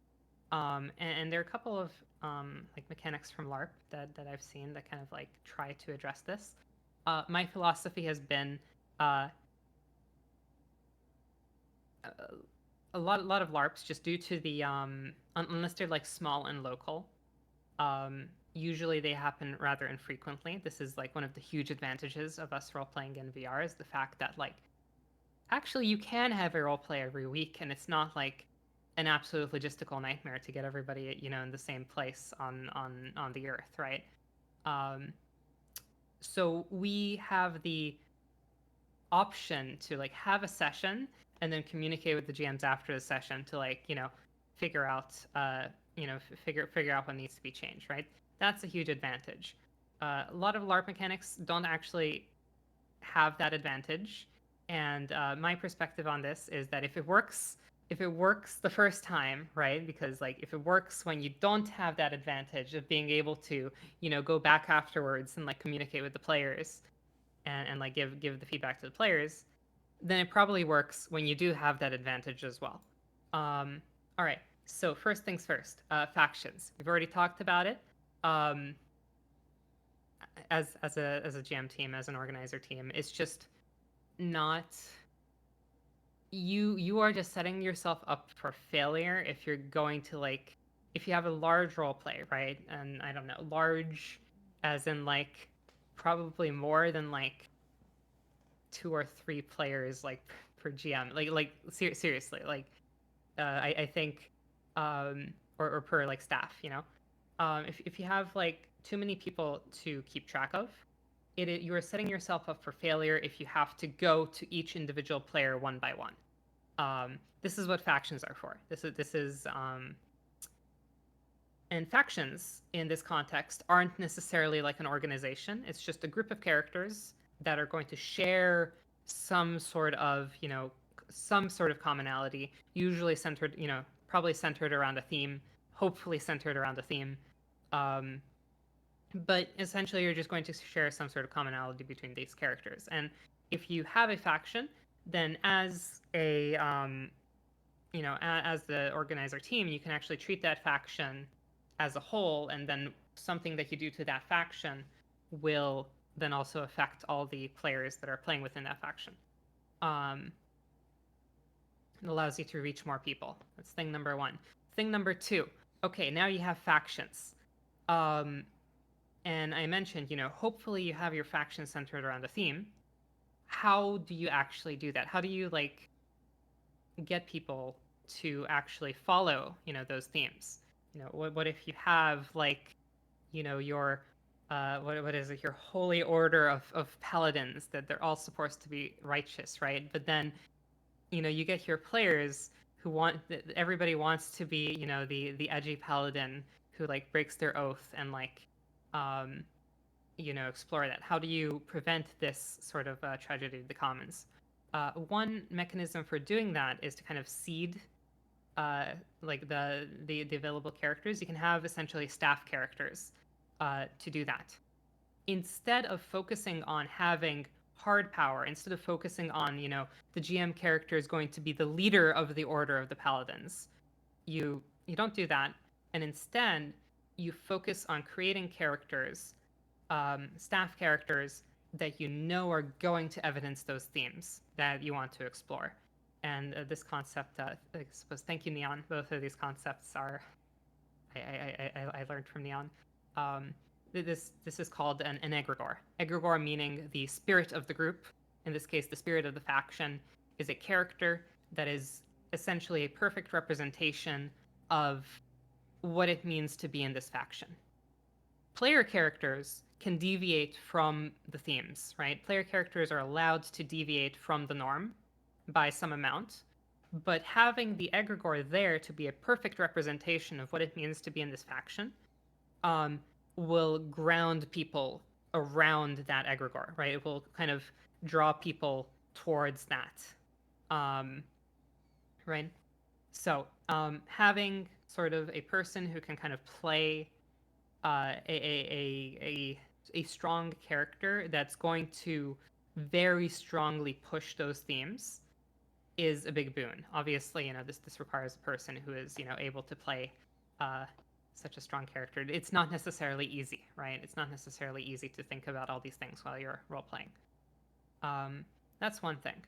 Thing number two, character creation. I think a big big kind of problem with character creation is often when you take the perspective of we're going to try to make it work is I think kind of a very slippery slope, because if you as the organizer team take that take that stance of if somebody submits an idea, we're going to try to make it work within our world, and that can be a very slippery slope. I think it's absolutely necessary to set kind of hard boundaries on things that you do want to see and things that you don't want to see in the world. It's an enormously dangerous thing to say. Sorry to interject, Yeah. but typically speaking, if you are saying to someone, we can make it work, and you don't have a clear idea of how exactly you're going to make it work, you should just reject the character. It's hoping there are many cases I've seen where people have hoped it would work out as we went along, and unfortunately, 6 episodes deep generally isn't a good idea to start coming to terms with these ideas. Then it really is difficult, particularly if you're a new project, right? To turn down invested interest, or to risk that sort of friction. But I'm sorry, I just really wanted to echo that point straight away. We'll make it work. Why are you having to make this work? Well, you're probably having to make this work because the player hasn't engaged with your material well enough, or you haven't written enough material. But either way, something's probably wrong. Mm-hmm. Yeah. Um, so I suppose back on on where I was. I need to kind of jog my memory. Oh, right. Okay. So I was talking about ways to kind of um, enforce this during character creation. Because yeah, if you're taking that stance, you're going you're going to end up it is a slippery slope. Um, all right, so you're making characters. You want to have like some ideas of like what you want, what you don't want. Boundaries are good. Now, boundaries are not enough though, right? Having boundaries in mind of like this is allowed, this is not allowed. It's actually not enough. There is a quite often in like story writing, you're going to like you're going to be writing your lore and you're going to be like, okay, so like I don't know, cough cough, Final Fantasy 14, there is like an ancient bloodline of whatever that causes whoever has this bloodline to have edgy red eyes, um, and this is like supposed to super rare thing in the world, right? um, you put something like that into your role in the role playing, you best bet approximately 50% of the character submissions are going to have the edgy red eyes on them, and then I want my special thing too. yeah, come role play start, right? It's no longer rare because every character has it, right? Um, so what can you do? What can you do as an organizer? Um, a sort of, I think, naive way to answer this problem, which doesn't actually work, and also gives you more work than necessary as an organizer, is to just give players more option, right? More options. If you just like keep putting options, then eventually, right? Like, not everyone will be able to like have like there will be like so many options that like surely not everybody will pick the edgy red eyes, right? And then you'll have like a diverse cast of characters. But this you're kind of biting yourself in the foot there, because you're not going to end up with a normal. A, because there are too many options. B, some options will just by virtue of it still be more popular. And C, you're giving yourself way more work than you need to, because you're going to have a lot of options that are going to go completely unused, and therefore you've just wasted development time, like making stuff that people aren't going to be using. Um, so giving people more options is kind of like a naive solution that I don't think works. A way that you could solve this without doing that is by doing some sort of is essentially adding some sort of like point buy or like costing system to your character creation. Now, when I say point buy, I'm not necessarily thinking of like D&D style like stats that make you more powerful, right? I know if I use the word point buy, that's probably the first thing that comes to people's minds. This is not about stats that make you more powerful. This includes, right? This point buy includes things that are literally just aesthetic, right? If you want red eyes to be rare in your setting, you can just make it that taking red eyes like that's your special trait. You take that. You don't get any of the other things that are rare in the setting, right? And that's your special trait. And then your players are going to have to like weigh their options, right? It's like, do I take the edgy red eyes, or like do I get something else that's like might be more relevant to the sort of story that I'm trying to tell. And the person who really really wants the edgy red eyes will take the edgy red eyes and be happy.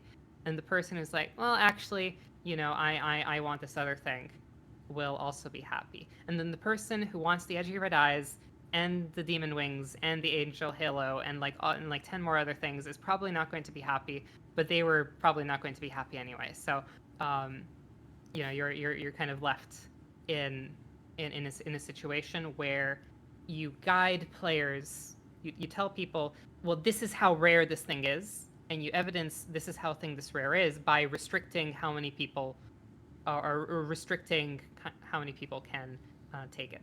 Now, or discouraging taking it rather. You discourage taking it in some way, And that some way doesn't necessarily have to come with your character has a fatal flaw. It can literally just be, well, then you can't take other things, right? Your character doesn't need to have a fatal flaw to come with a special thing. It can just be, not having other things.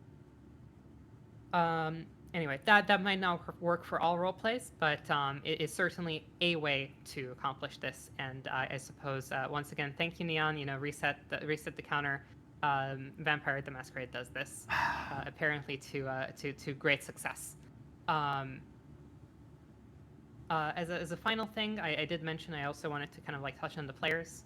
I think we've been talking mostly about the organizer perspective here because, establishing a normal is, from the player basis standpoint, it's just more difficult to do for the players to come together and decentralized create a normal is just more difficult than if you have a centralized source of normalcy. I think this is why Metaverse struggles with this so much, is because it's almost an impossible task, right? To decentralized establish a normal. It just kind of happens in that case. It's not something you can control. But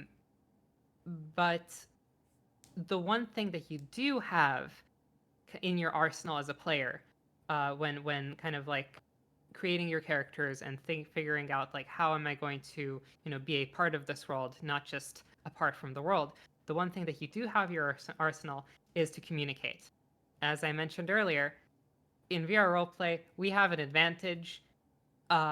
It's a whole lot easier to communicate. We're all already online, and you're probably going to have multiple sessions, and you're going to be able to communicate with your GMs between sessions. It's just a whole lot easier to talk to people. So I think there is not really an excuse to be unaware or out of the loop, and that communication is, I think, very necessary. You should, as a player, kind of seek out this information, and if you're confused and if you feel you might not understand how do I be a part of this world, well, you should absolutely ask, right? It is primarily the organizer's responsibility to create that normal, but I suppose it is definitely the player's responsibility that if the organizers have created that normal, you should probably go and seek it out and kind of be aware of it, at the very least, rather than going in totally blind. Yeah, unless of course the organizers haven't created a normal. In that case, well, you tried. Open field. So under Couchform, effectively, there pretty much always needs to be an answer of to how do I create a character that fits within your world. It's a very fundamental normalcy question of what is normal and expected, and how do I create a character that works with that.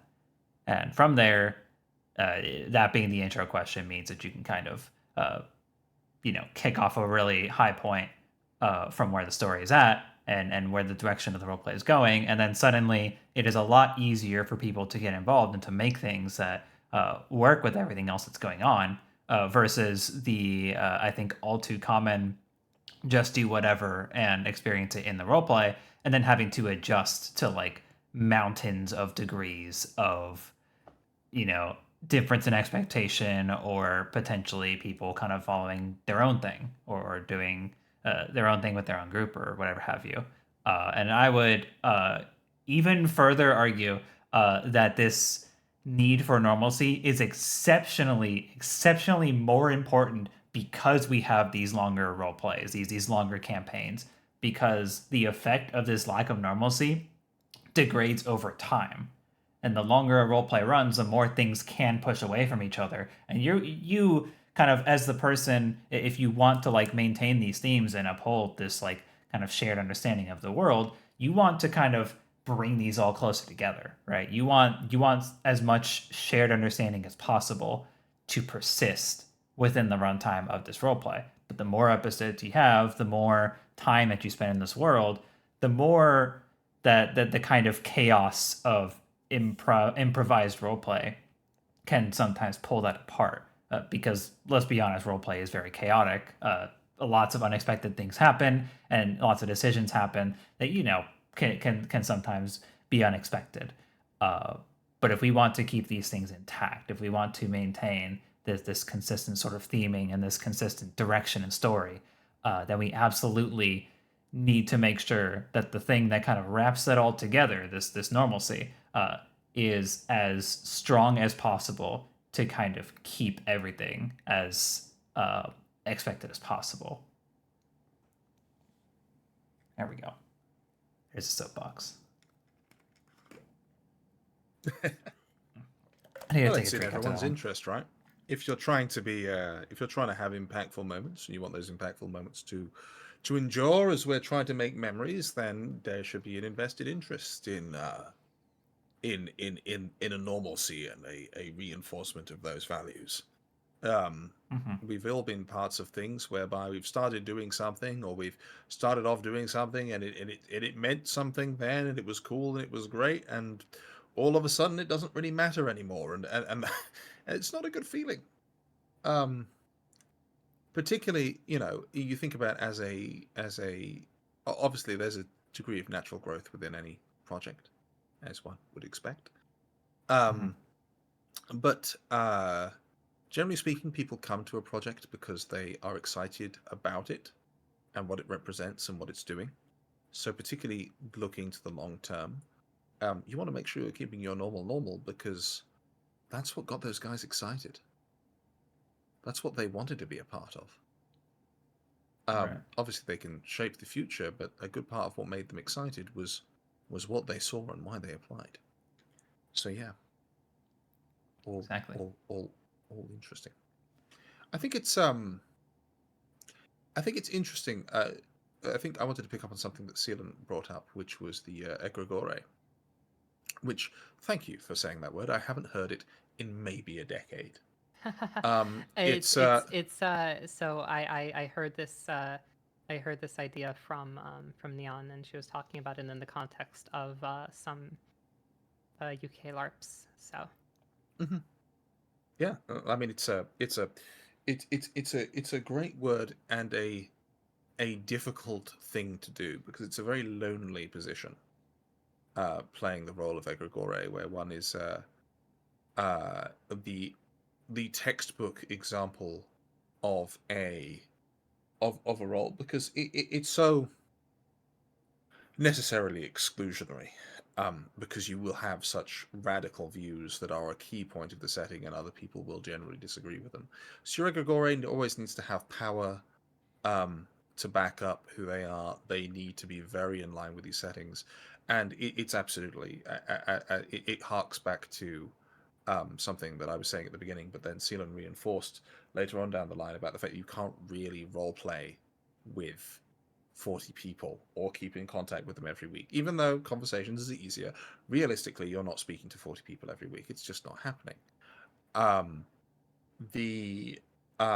So therefore, having these heads and having this cascading structure whereby you have a faction, you have the head of the faction, that you can talk to the faction, makes your life a hell of a lot easier as a DM, and also makes it a lot easier to enforce the norms. I actually have a character at the moment who has the task, which I'm terrified and excited about, who was built specifically not to be the egregore, because I believed there already was going to be one, and then the person who is already being one has retired that character, and now I am being asked to fill that gap. And so suddenly develop someone who does not evidence a series, or the core of a culture, into one that does, is something that I'm currently contending with, and it's as scary as it is remarkably interesting. It all comes down to how well you've defined the thematic framework of your setting. I am a great believer in Poe's theory of totality, and I'm always very scared to invoke the name Poe, because if any of you have read any Poe's literary criticism, you'll know that it's awful. I mean, my God, never has a man used so many words to describe so little. there is a great difference between being eloquent, not elephant. What am I saying? Eloquent and a great communicator. Um, if you were just to give a good Google of Poe's theory of totality, if any literary work is too long to be read at one sitting, we must be content to disperse with the immensely important effect derivable from unity of impression. For if two sittings be required, the affairs of the world interfere, and everything like totality is at once destroyed. Which I didn't read particularly well, but I can promise you that even if I did read it particularly well, it would be equally as confusing. Um, but but that's the essence of it is that um, your world should be immediately obvious. Mhm. And if you can't get the the conflict, the context, the framing of your setting from a relatively limited exposure, um, then you're going to lose interest. And earlier, I made a comment about the magic circle to the detriment of streamers, um, who obviously are quite useful in terms of the platform, but even in terms of just on a performance level, performing for other people other than your implicit role players, having a product which people can easily understand what's going on and be engaged with it and understand those tropes is enormously important for developing an audience. We all know that people kind of get a bit lost if there's something a little bit weird or a little bit different going on. And so we have this seemingly conflicting set of ideas that you need to do something that's very well understood and meaningful, and yet also understanding that everyone's human fighter is uniquely different, despite the fact that their stat sheets may be exactly the same. Uh, it's one of the wonderful things about VRRP is that everything that you're doing is live. It only happens once, and it's the people who are there were able to experience something that will never be experienced again. That's what makes improv in general such a remarkable undertaking. Mhm. So yes, um, in regards to all things concerning normalcy, um, I think one of the biggest reasons that normalcy would degrade um, is because of social incompetency. And I say that with all the love in the world and the understanding that uh, role play and improvisation requires the most advanced social skills that one can reasonably exhibit. And yet, and I am included in this, tends to attract people with the least because it is such a wonderful space to learn and grow. So having those pillars, those strengths, those evidences in there are only a benefit to you. It really is.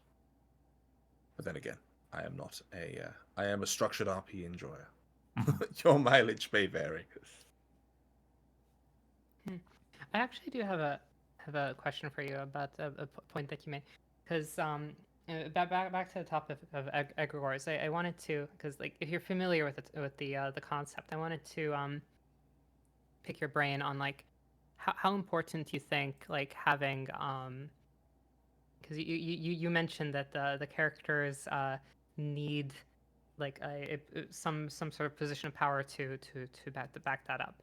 The way that it was like pitched to me was like quite the opposite, where it's not so much the position of power that matters, but it's more like this character, the egregore, is um the sort of the gateway to the faction. um, the person who is the most approachable, which might be right. It might be in certain situations it might be the leader of the faction, but it's not necessarily the case. This is like the entry point, the person who's going to recruit you into the faction Sure. was how it was Um, pitched to me. I understand that implicitly. Um, Have you ever played Disco Elysium? I have, yes. Wonderful game. Recommended heartily to anyone who may be listening or even may not be listening. Everyone should play a bloody game. Um, Yep. in that setting, everybody is a kind of egregore for their own ideology and worldview. Um,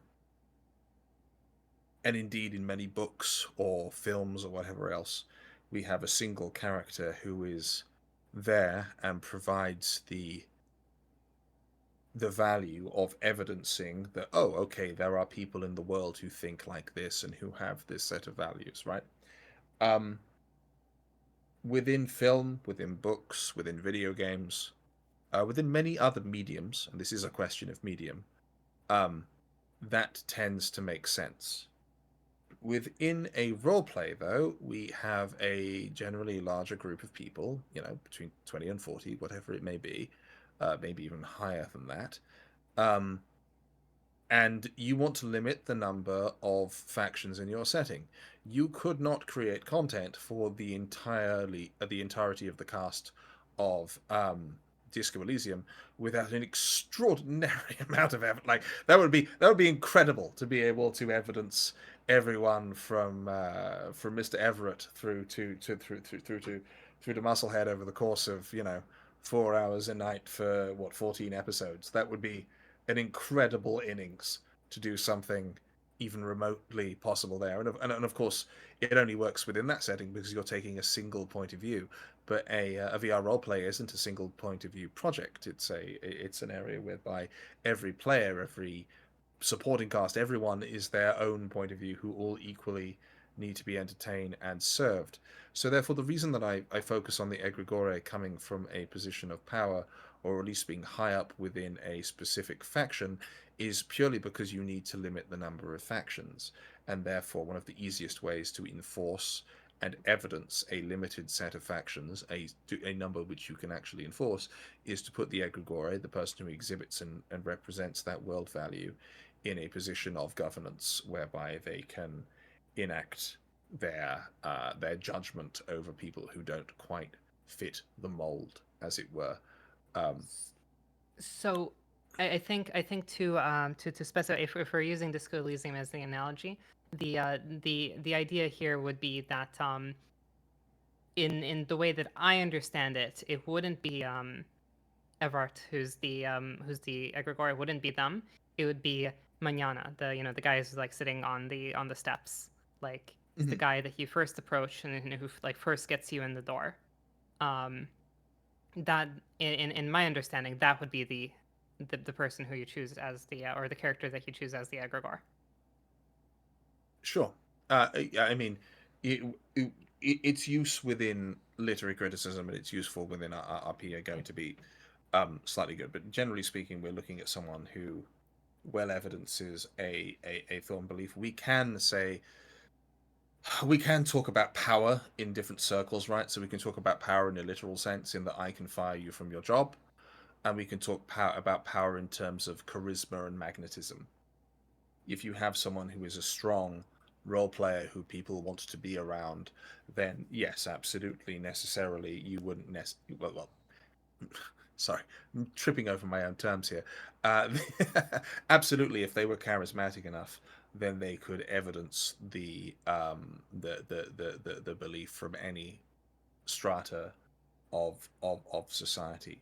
But broadly speaking, if we're introducing the idea to people who are not, who are struggling this or are new with the idea, typically speaking, a faction is representative of a series of goals and values. So, therefore, to make sure that those goals and values are meted out, you would prefer to have an egregore um, who was in a position of power to represent those values, so people can contrast with them, people can see that they're wrong, people can see different, but the core of that faction, the leading head element, um, remains a defined normal and static. I think one thing I want to kind of further understand to like really parse out this difference is like what I see to be the major difference is that a having someone in power be the egregore means that there is necessarily a power structure, so you can't really necessarily have a decentralized faction. You do need someone that has some sort of either charismatic or governing power over the faction or over others in the faction. And then Yeah. secondly, I guess the ability to act on it. So in the case of like looking at people that have these either internal conflicts or kind of builds of their character that somehow deviate in some normal way against the faction's goals or themes, that it gets called out somehow, and that the egregore, rather than just being the contrast, is actually able to act on that. So I guess that's my like Well, view of this difference. it's a human logo, right? So you have this logo that can be rallied behind and understood. Absolutely, there are ways to tell stories whereby, this faction stands for this, and I've been supporting them for all of these years because I'm a true blooded member of the police force and I've served here for 40 years because my wife was killed by whoever, and I now have a strong sense of justice. And then I represent the police force, right? And the police force is the faction. And then you realize as you interface with this series of policemen that actually this old timer, who's got his badge, and he's a bit of a loose cannon, even though he does represent an idealized version of justice which attracted you in the first place. The police force as a whole is actually rather corrupt, and they're self-serving, and they're in the pocket of a politician, and all these sorts of other things. Well, here you're clearly talking about two factions, right? Or at least two massively conflicting concepts. Um, Hmm. so yeah, you can absolutely do it. It is a bit of a splitting hairs argument and everything, but in essence, having people who strongly uh, trusted players who strongly evidence the themes of a faction and are charismatic enough, strong enough, or empowered enough to evidence that within your RP are, no matter which form they take, probably an asset to your overall production, and also makes your Yeah, life easier. I mean that's what I feel like is actually the more important thing. Like the reason I say that, like I I feel like the idea of egregore like almost like requires you to have somebody who's like a strong role player and able to like evidence these themes and also be like at least slightly charismatic. The reason being, like I think what and what has happened in my experience and like what I've seen in other places as well is that if you as the this is this egregore concept, right, is you're attempting to address um the situation in which you've told people you've already established like in writing and you've asked people that this is how this world works. These are the norms, right? You've already told people like these are the norms, and probably like players are going to like read over that, and probably like most of them are going to be mostly in line. The idea here was to like address what happens when this goes wrong, right? What happens when you've asked people to behave according to like a certain set of norms in the character, but for whatever reason, right, it's not necessarily malicious, right? It could be like misunderstanding, it could be loads of other reasons. For whatever reason, that's not what happens, in the role play. Um, and I've seen sort of like GM teams attempt to control this with kind of like a very top down like hierarchical characters, and like man does it. I've like I mean I've seen it go two ways. Like either it's if it's anything other than right, if the ideology is like anything other than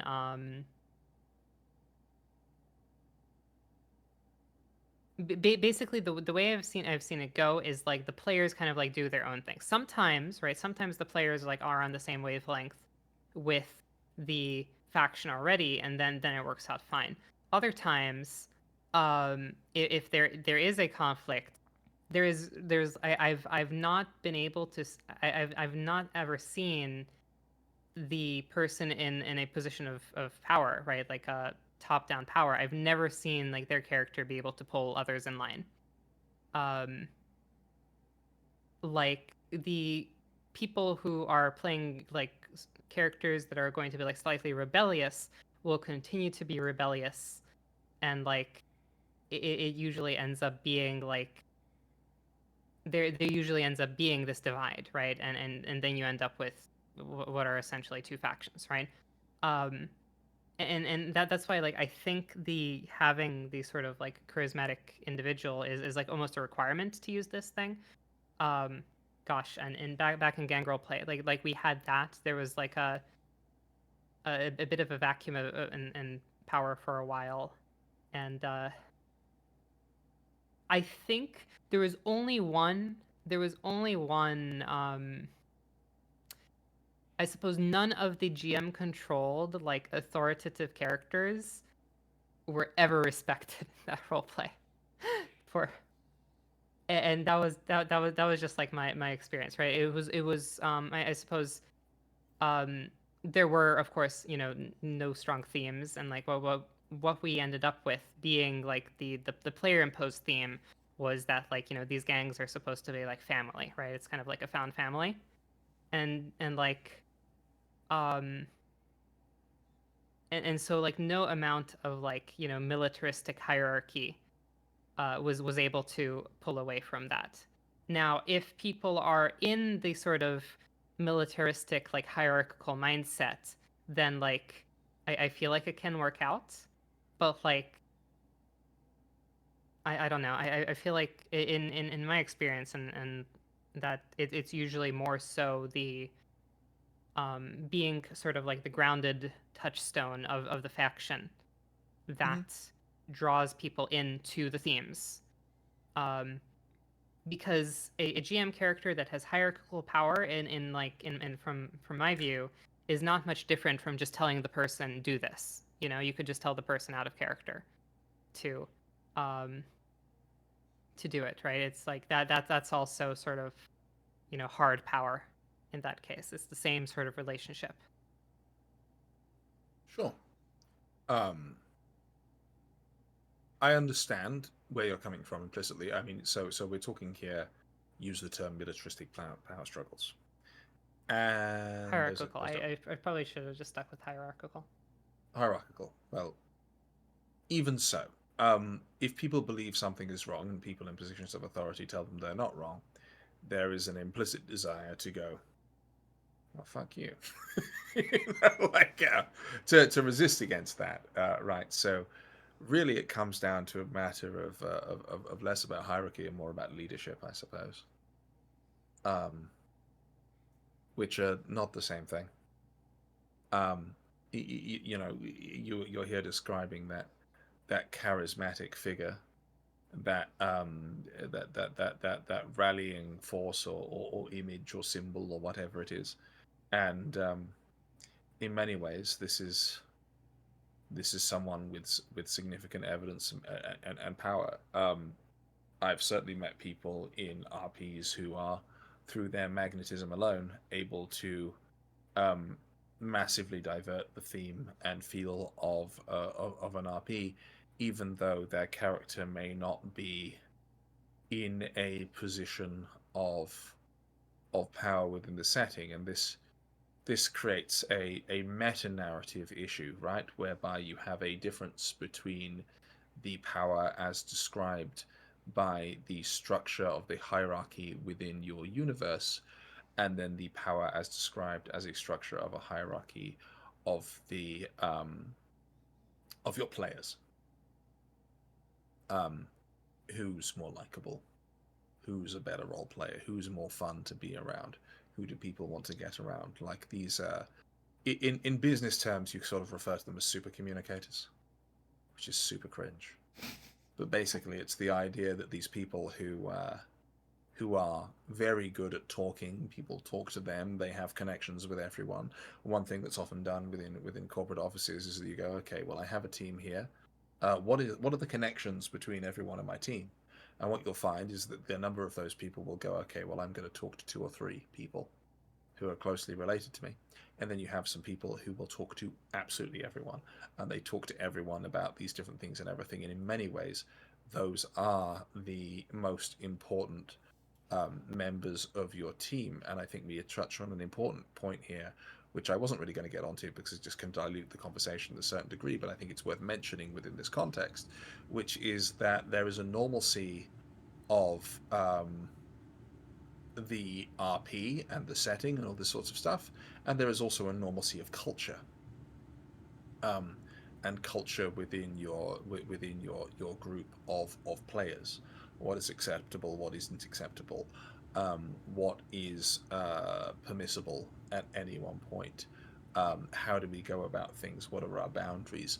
All of these things all together, because those things too implicitly shape the borders and confines of our play space. Mm-hmm.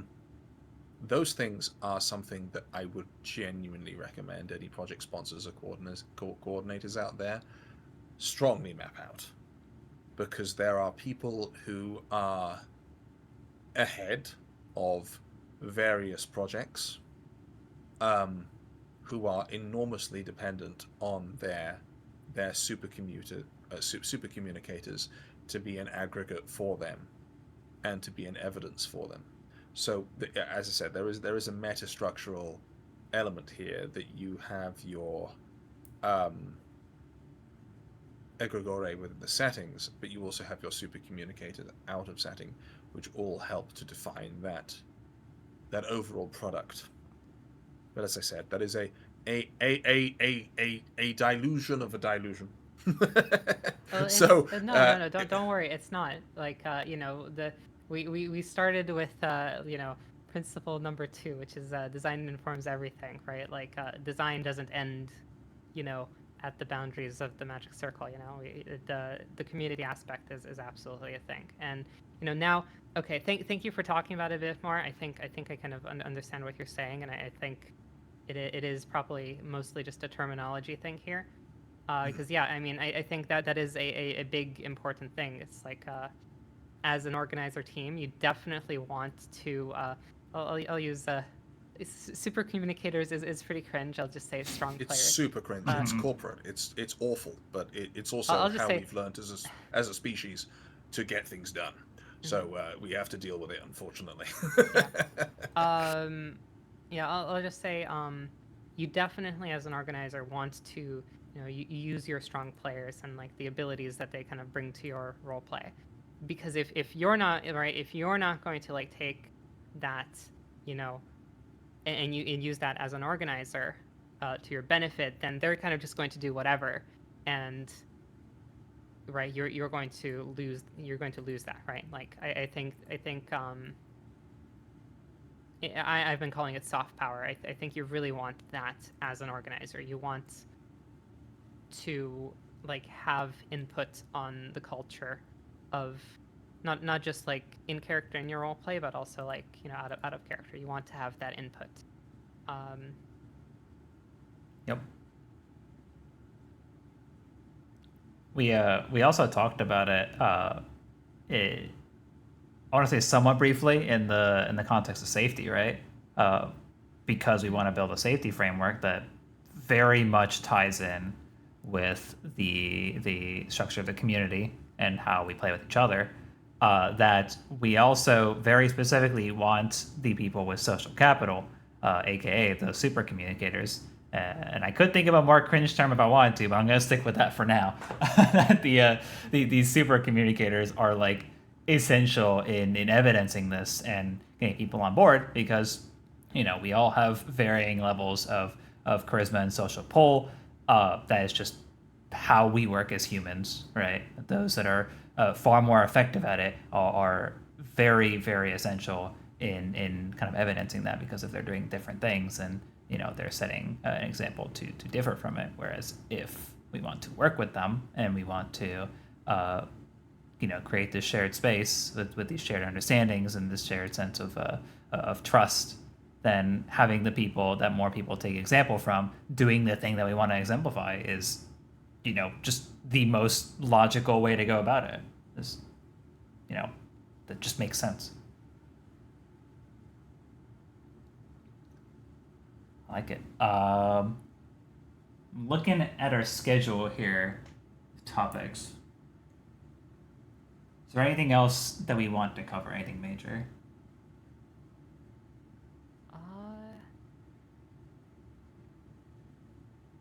The only thing I think we haven't spoken about reading this is common character sheet standards. Yeah, I was actually as soon as you said that, I looked straight at it. Yeah, so like, I guess we can kind of go back on that point because I think that's we've talked about character sheets a bit before, in the form of like what Sure. sorts of designs have certain effects and ways that we can kind of recognize those and how to like build around that. I kind of want. I'll add a thing here really quick. Yeah, thing. Just really quickly, we can talk about that when we get to it. Interesting. All right. I'm curious as to what that means, but so character sheets, right? If we're going back to the notion of standing out, right, and this feeling of a need to be to be unique enough to be recognizable. There are some ways that kind of gets built into the very common forms of character sheets that we tend to see nowadays, which we talked about edges and flaws before, right?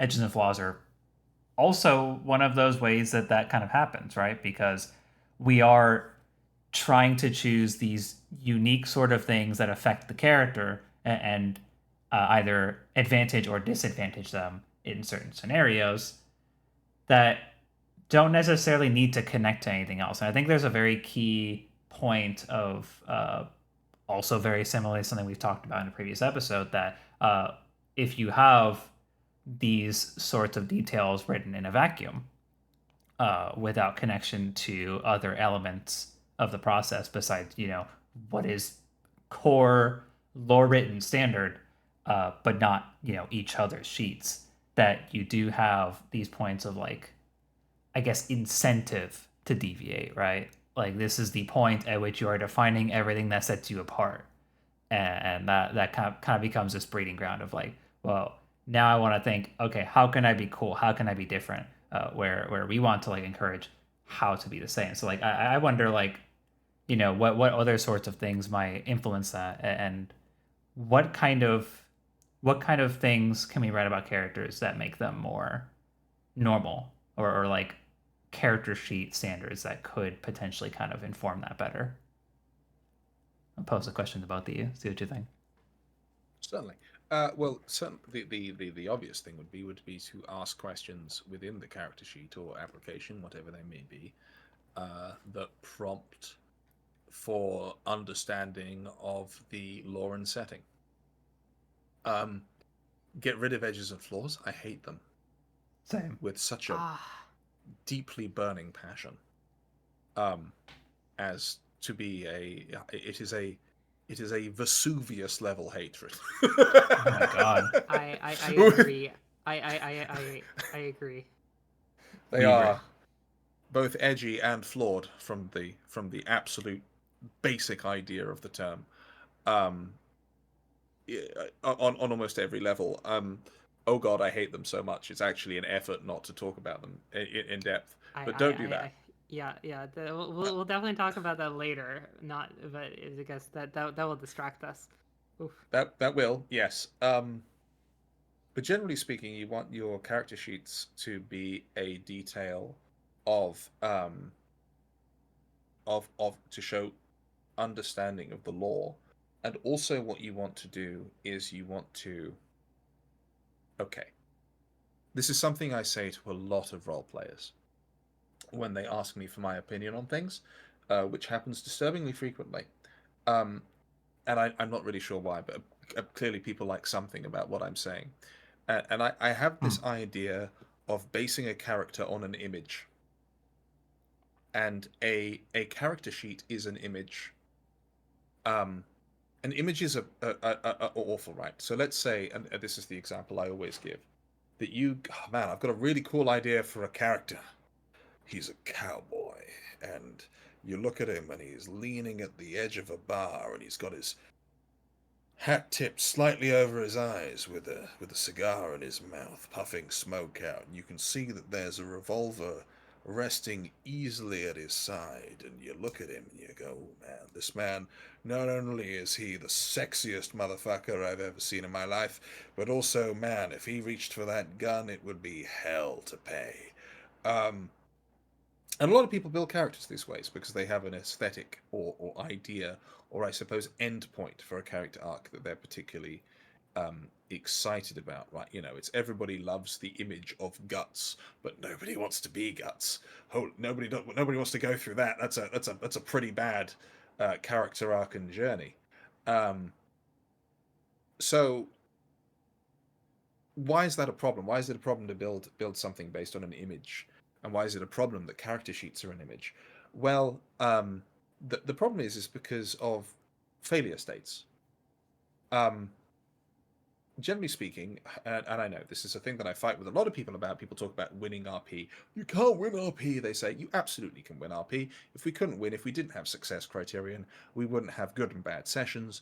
We wouldn't have good and bad RPs. We wouldn't have areas that fit us better than others. There are definitely standards that can be met that allow us to that we can term a success. Well, if you're basing it based on an image, the image is the basis of this character, then any time that you're not being a super sexy gunslinger sort of smoking, bedeviled, real, man about town type, which we're going to guess is about 99.9% of the time, you're failing. You aren't achieving the character's fantasy that you're hoping to achieve. An image is a static thing. It is a point in the story. We need to know who this person is, what their motivations are, what their beliefs are, and how those are informed by the setting, in order to have someone who we can have success with. Because if you are basing it on an image, as I said, every time you're not fulfilling that image, which will be most of the time, you are failing. But if you are basing your character sheet on a set of character values and principles, then anytime you're confronted with anything, you can be met with success because you are able to evidence your character. You're able to make decisions. And of course, once again, decisions are character growth. That is how character development happens. You cannot develop an image. You can absolutely develop a set of values. So when it comes to your applications, when it comes to character sheets, I encourage to avoid large questions and allowing people to just fill out a huge backstories. Ask more pointed things and ask people to be concise. If people can be concise about a character concept, if they're able to elevate a pitch it in many ways, and this is something that I see in a lot of characters, right, is people say, just sum up your character in like a couple of sentences. We'll ask you for your backstory later on, but just ask it in a couple of sentences. Then that will help them out a great deal. I've been in characters recently where they're like, describe your character with a sentence. Well, if you're able to do that, you're able to talk about a lot. So character sheets, I think, should be value driven, because value is what you're interested in, because value is the basis of conflict. And of course, if you know what those values are ahead of time, then you can make sure that they conform to your normalcy. And if you put anything on there I'm not going to do it. I'm not going to talk about edges and flaws. I'm not. You can't make me. Yeah. But there, and you very much can make me. It is a deep hate. It is a deep pain. But yes, either way, that would be my answer to the question. I'm envisioning the local scriptman character sheet at this point. It's something I actually want to use, like a very values focused and internal conflict focused sort of sheet that just kind of allows players to really elaborate and think on those kind of values that the character embodies and how what their journey will look like. That would be really interesting. I still think I don't know if Leo knows local scriptman. I'll move away from the local scriptman character sheet because I feel like, you know, somebody who's watching this, they might have like no idea what we're talking about. But Can confirm, I have no idea what that is. but I feel like what's missing, right? I feel like kind of like what's definitely missing, usually is like, okay, I'll come at this from the angle of we're assuming that we have like we have some sort of structured role play, but character creation is done by the players, right? And I'll assume we're operating under that um, that structure. And in that case, I think the purpose of the character sheet is to guide, right? The purpose of like filling out this character sheet is to guide your players towards making a character that fits in your world. Um, Describe your character in one sentence. I mean, is certainly useful if you intend it to be a filter, right? If you're taking the approach where it is a hey, let me check if you've read. You've put the guidance in other places, right? You've put the guiding portion of the character creation in other places. And by this, I don't just mean like you have like a bunch of lore, right? I mean like you've communicated to your players like this is the sort of themes, this is the sort of stuff that we're dealing with, right? And you've guided your players through that somewhere else. Then your character sheet can absolutely be primarily a describe your character in one sentence. Because then it's kind of you're kind of using it as a filter to double check that people have engaged with what you've written. And if somebody describes their character in one sentence and is like, "Well, I'm a half elf ranger," right? Then then you know that they haven't engaged with your guidance, right? This requires you to provide that guidance in some other place that's not on the character sheet, right? Um, what I think you can also do, though, right? What you can also do, like, is kind of on the character sheet itself, kind of communicate some of these themes that you're dealing with, and have either like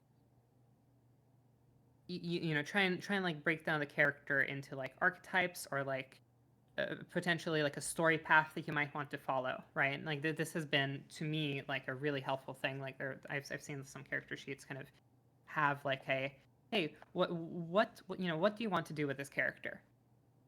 And by what do you want to do, right? It's not oh, I don't know, I'm a miner or something, right? It's not that. It would be something like I want to I want to kind of explore uh, what it is like to I don't know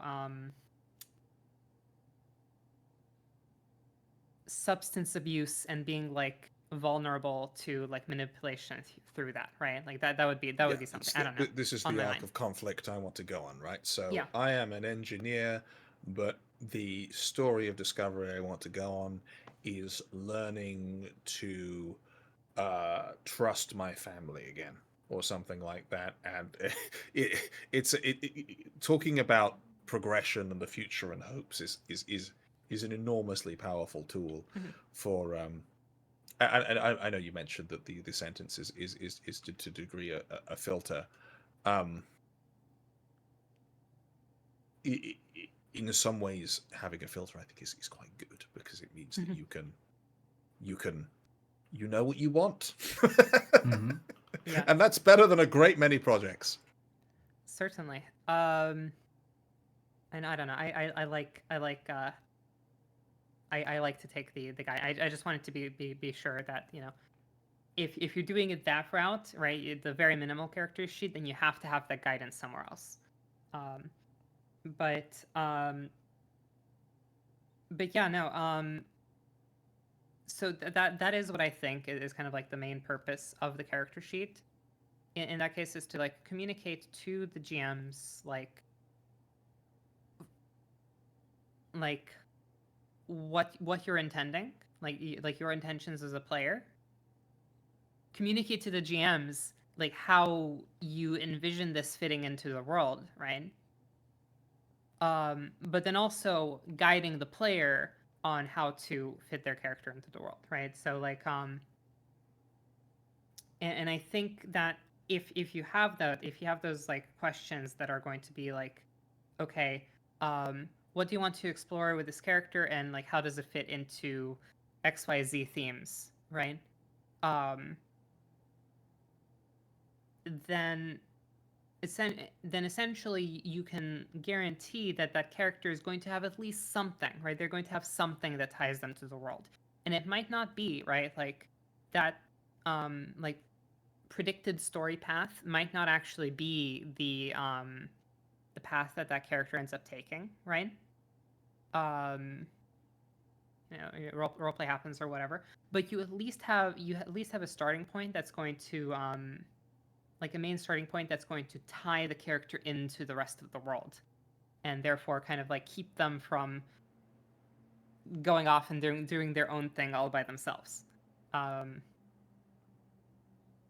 you're going to have a point that connects them to others.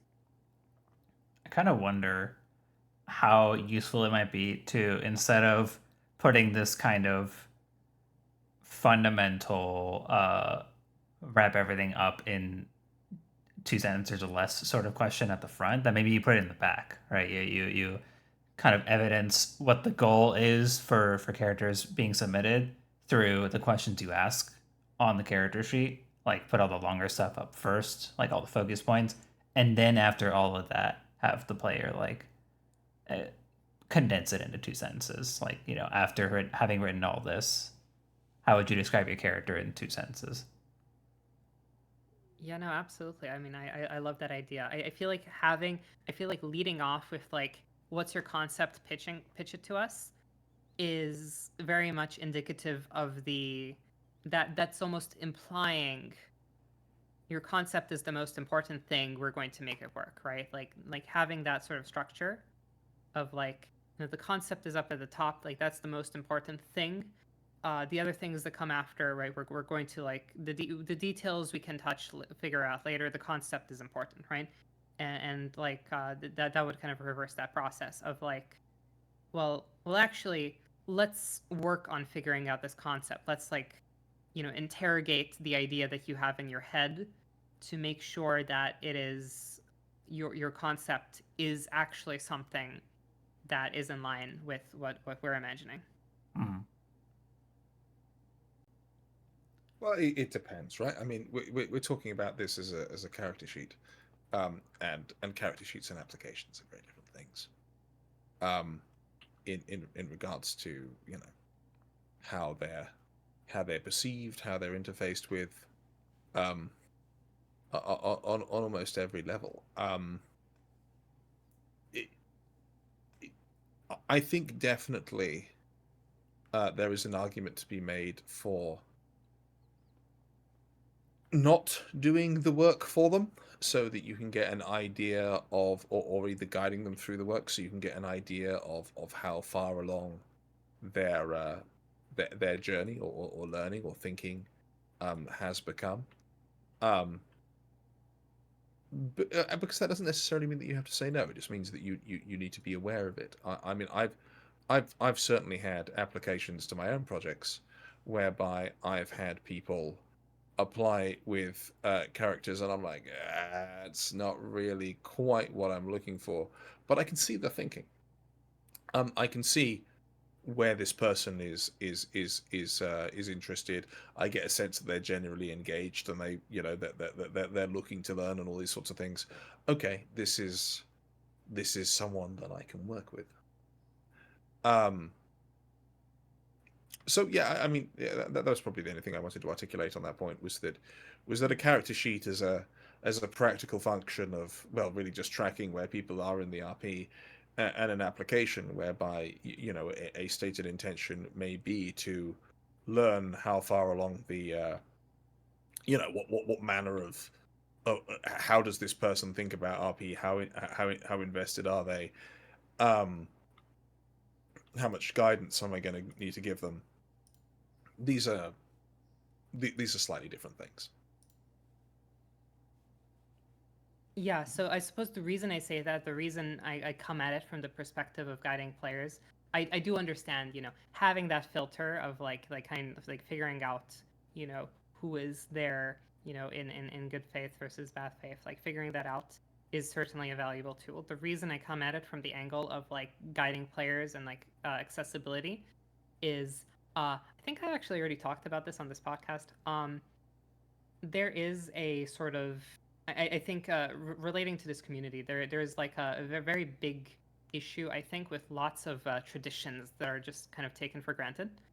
I Yes. had Mm-hmm. spoken to someone a few weeks ago who was trying to apply it to a role play, and they actually ended up being discouraged from applying to the role play because they assumed that they would have to go and like memorize all the lore and like figure all this out. And the character sheet had some like questions which they didn't even know was there because the role plays like lore didn't actually cover the how to answer the questions in the character sheet.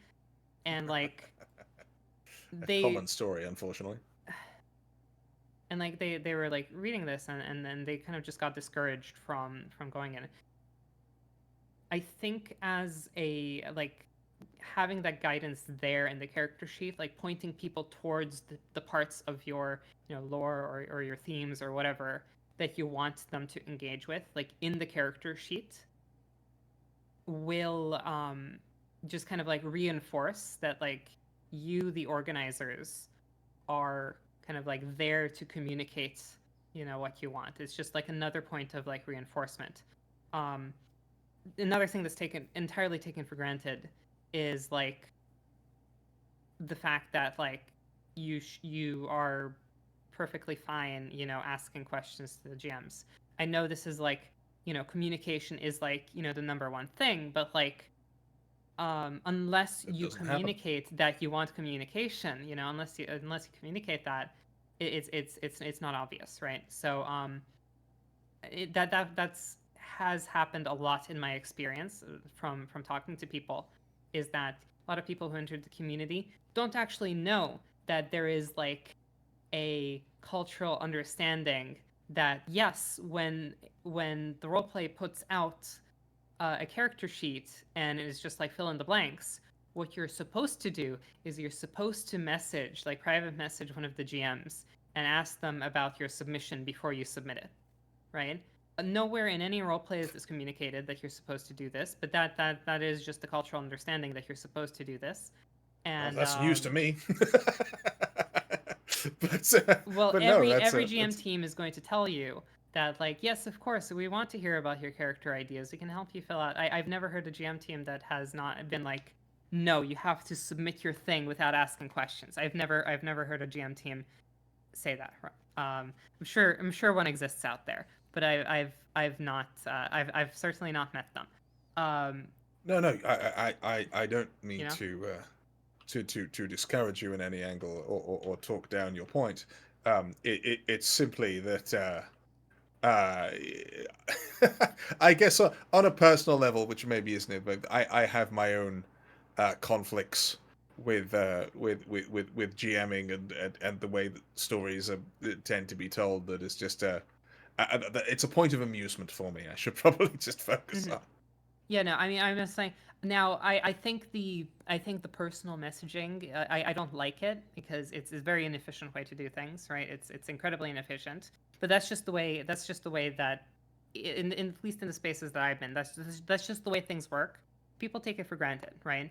So that's the reason I take it from that perspective of like, okay, so this is character sheet. This is probably the first thing that people are going to look at because they're excited to, they see a new roleplay, they're excited. This is your opportunity as a roleplay organizer, um, to kind of like probably like half the people are going to be really excited and like go off and like read the lore from A to Z, you know, and then like that's like half the people are going to do that. The other half the people are going to like immediately go to the character sheet and be like, okay, how do I get into this role play, right? Like that's going to be the first thing. So It's kind of your opportunity as an organizer to anticipate that excitement and point people in the right directions and to point people in the right directions. Um, Now, I suppose there is still the question of like, character of like even with all of that said, I suppose, there is still the big question of like um, you know, making the thing a puzzle. Because this is definitely a thing that I've seen a lot and like kind of I have at least a little bit like lost faith in character sheet submissions even being like a thing. Like I've pretty much entirely lost faith in like the character sheet being as like an application mechanism. Because Absolutely. if I'm part of yeah, projects where the character sheet is entirely secondary to the vibe check. And you yeah, hear those words vibe check being used more and more nowadays. yeah. The reason I've entirely lost faith in that is because if you have your character sheet be the application mechanism, then people will have the incentive to go and like figure out what you're looking for and write that on the character sheet, even if that's not what they're intending on playing, right? Yes. But if somebody's like in the role play, um, if somebody's like in the role play already and like you have the understanding that like you know this role play will be have these themes and like we're going to enforce it. So like you at that point you've removed that incentive. So once you've removed that incentive to like lie on your character sheet, um I feel like pointing people in the right directions is like the way that I would use it. I mean, you raise a super interesting point. I mean, first of all, I agree wholeheartedly. In fact, I have for my own projects, I have a repository, and I've basically told people to shout at me if I don't update something to to include information that's otherwise available within it. But there is actually, a, a problem that I've encountered in my own travels, even of recently, um, that speaks directly to that. Okay, people are going to tell you what you need to know on their character sheet, but when they get in, they're going to do their own thing. And there is a non-trivial contingent of individuals who will start a role play and they will say whatever they can to get in. And once they're in, they will do their own thing because they're in now and they're safe and they can do that. And I definitely agree that there is a part of the application sheet slash character sheet process um, is that it creates this checkbox scenario, which, if it isn't actually enforced, does encourage this behavior of, okay, do whatever you can to prove that you're a thinking individual with comprehension, and then once you're in, do whatever you want. And it's difficult. It's really, really difficult to do with that. And even though you continually say that, even though we are in a space where it is easy to talk to each other and different people, we're also in a space, unlike lab, where it's far easier to hide things. Um, because you're not there, you're not getting the physical read on people's faces, you're not seeing who's talking to who behind the corners or what people have going on. There, as much as it is an increased and more actively social space, I also very strongly believe that it's also a much harder space to navigate um, for many people in regards to to speech versus action and speech versus intent.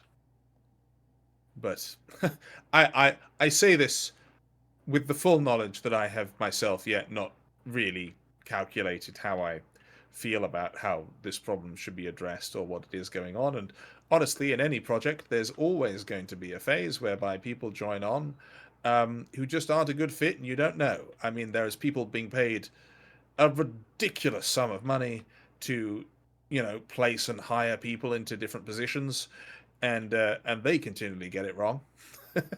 So it's a hard thing. It's a hard thing to get right, and to a certain extent, a strong margin of error. Um, you have to expect it. Yeah, it's one of those open problems, right? No one's solved it, and I guess what that informs me on is the approach that is best to take is A, how do you mitigate the chance of it happening, and B, uh, how do you better inform yourself so that you can respond if it does happen, and or what kind of structure can you put into place, and that's kind of why I also heavily tend toward the player application route. Uh, Very much identical to what Warp did, right? Worlds Apart had a player application to start to gauge the player's interests and intentions within the project, and kind of what they had kind of experienced beforehand, and also after that was the character building. So the application to actually get into the roleplay as a player did not involve any consideration on what kind of players they wanted to play. There was one question that said, if you have any ideas, here you go. But that was like all the way at the end after you've gone through all of the stuff that talks about you as a player and what you want to actually do within the project. And that's something I'm going to use as well. Pretty much everything that I build is going to be player first, right? And then after that, collaborative character building. And I guess the responsive part of it would be like, if you do see that things are going a bit awry, that you actually have the pedestal to be able to, move things around and jostle a little bit. You can very clearly build that by having that really strong communicative platform, which you can evidence communicating that communication is important by also communicating. It's a bit like self-feeding, right? The more that you communicate, the more that communication is a norm, right? And the more clearly you do it, the more clearly you can kind of specify what that actually is supposed to look like.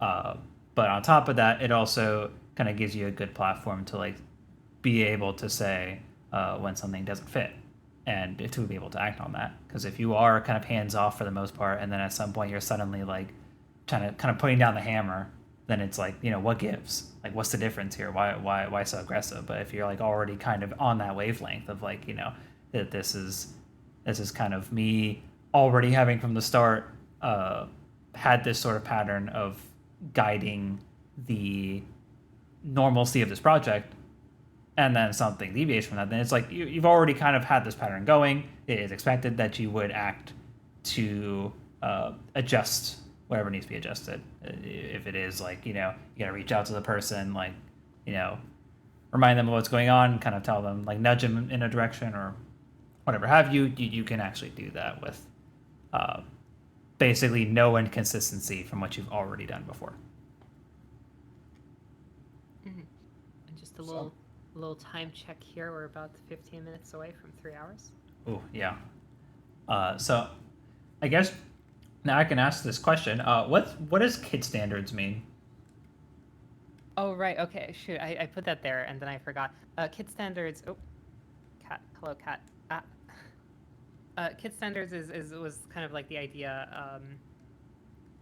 It's a LARP term about like kind of costuming. Kit Okay. is like the costume, and in VR roleplay context, this would be like having some sort of standards for how your character looks. Essentially, so different like LARPs might have different levels of kit standards, right? Like you might just be able to show up in like jeans and a t-shirt, and some LARPs might accept that. Others might be like, well, you better have a full fantasy cosplay garb, complete with like painted like foam weapons and like all that stuff, right? And it depends on like what you're going to.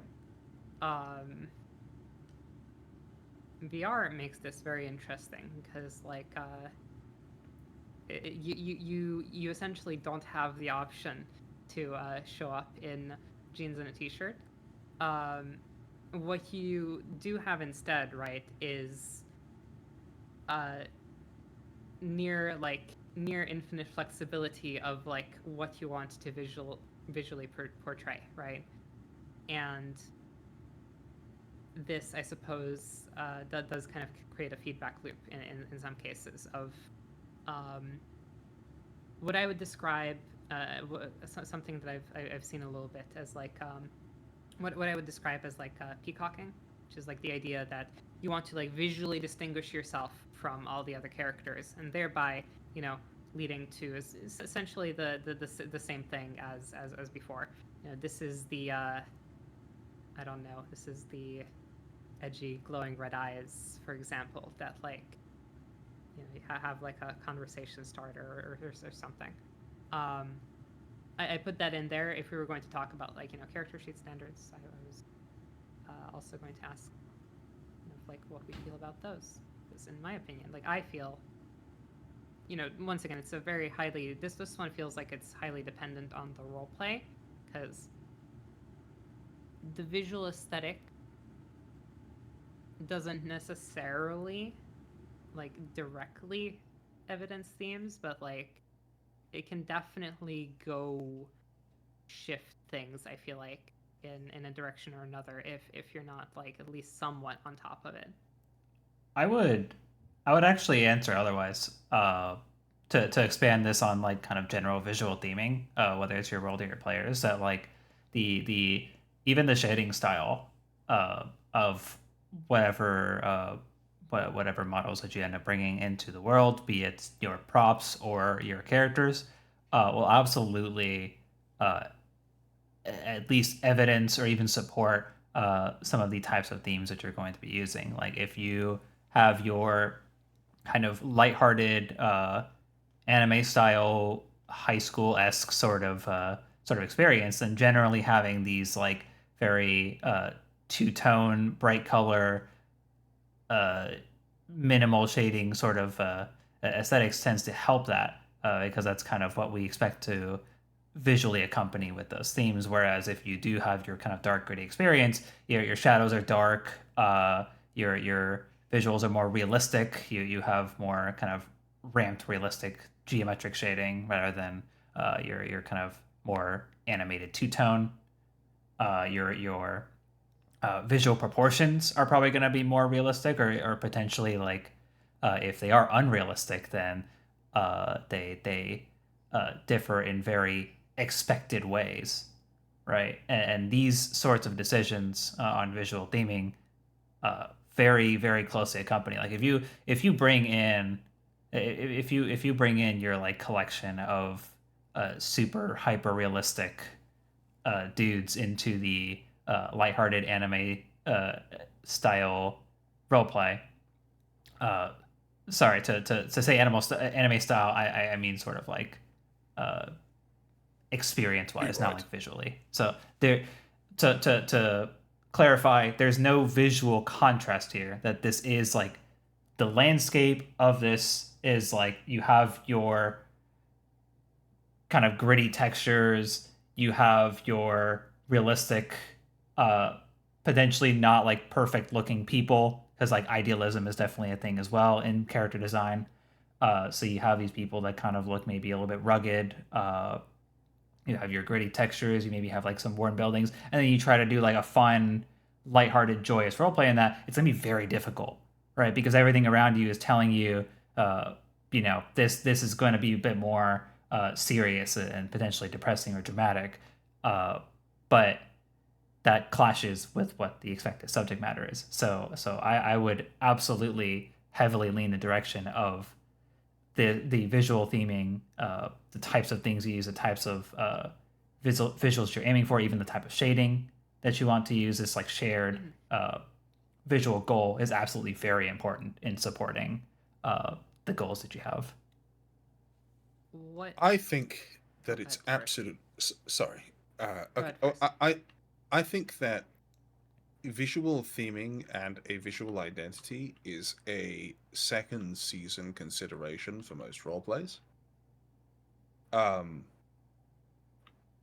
and it just because I mean, what on the face of it, what Sealand says is absolutely correct. You know, we are in a space where we have absolute control over the visual identities and appearances of pretty much everything, and in a sense, that is true. However, in practicality, um, people are chopping together models from here, there, and whatever, and they've got a base that they're more familiar with, and they've got styles that they more like, and they don't want to work on a character that doesn't fit a certain degree of theming because it's just not the style that they like, and so on and so forth, right? Like typically, we find that if you look at any show, there is a more well, not all of them, but certainly for many of them, there is a more consistent visual theming in second seasons to first seasons and certainly to third seasons, at least if the norm is something that's enforced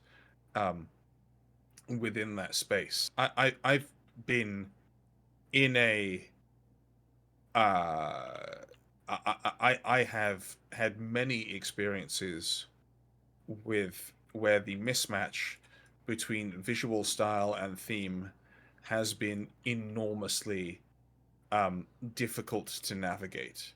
I've been in projects with very bright anime, everything's happy color palettes, with very dark and difficult themes, and it becomes difficult to tell stories um, about that related in things. I mean, like I'll talk about one that I'm in at the moment. I'm in a project known as VB, which is one of the, or Varsity Booze, which is done by the OSRP crowd, who are a group of people I'm very friendly with. Who I am struggling personally to navigate the whole. Oh, I'm playing a werewolf character who is part of this 500-year-old blood war.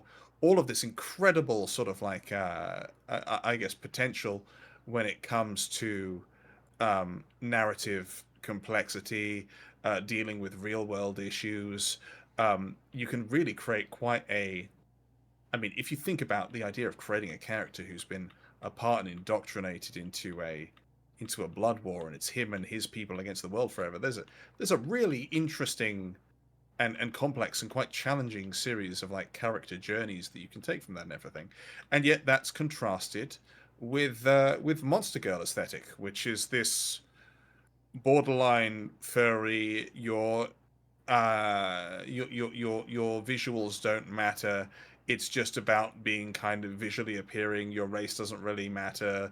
Everything's just a creature with a lot of erogenous zones that wants to fuck everything. I mean, that's the Monster Girl vibe. So this mismatch, as well as many other mismatches I've had, is genuinely difficult to navigate, and I think that it's one of the major challenges that even if you've done all of the work to establish normalcy in every other area of your RP, it is extremely hard to establish normalcy in terms of a visual style because it is well, I mean, we all know it's an extremely esoteric set of skills that goes into creating an avatar in the first place.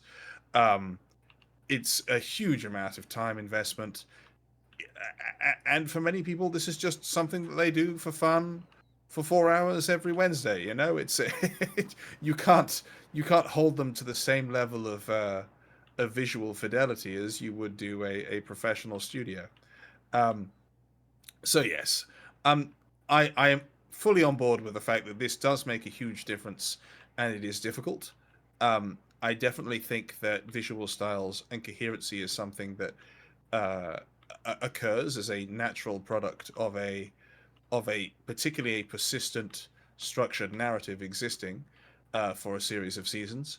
But in regards to something that you can do from the get-go or really enforce practically, um, it it can be very very challenging to to make that address. I mean, I was talking to a model maker the other day, and they're like, "Oh yes, um, I make lots of outfits for my character, and they're all the same material because that's the standard among the RP scene." And I'm like, "Is it?"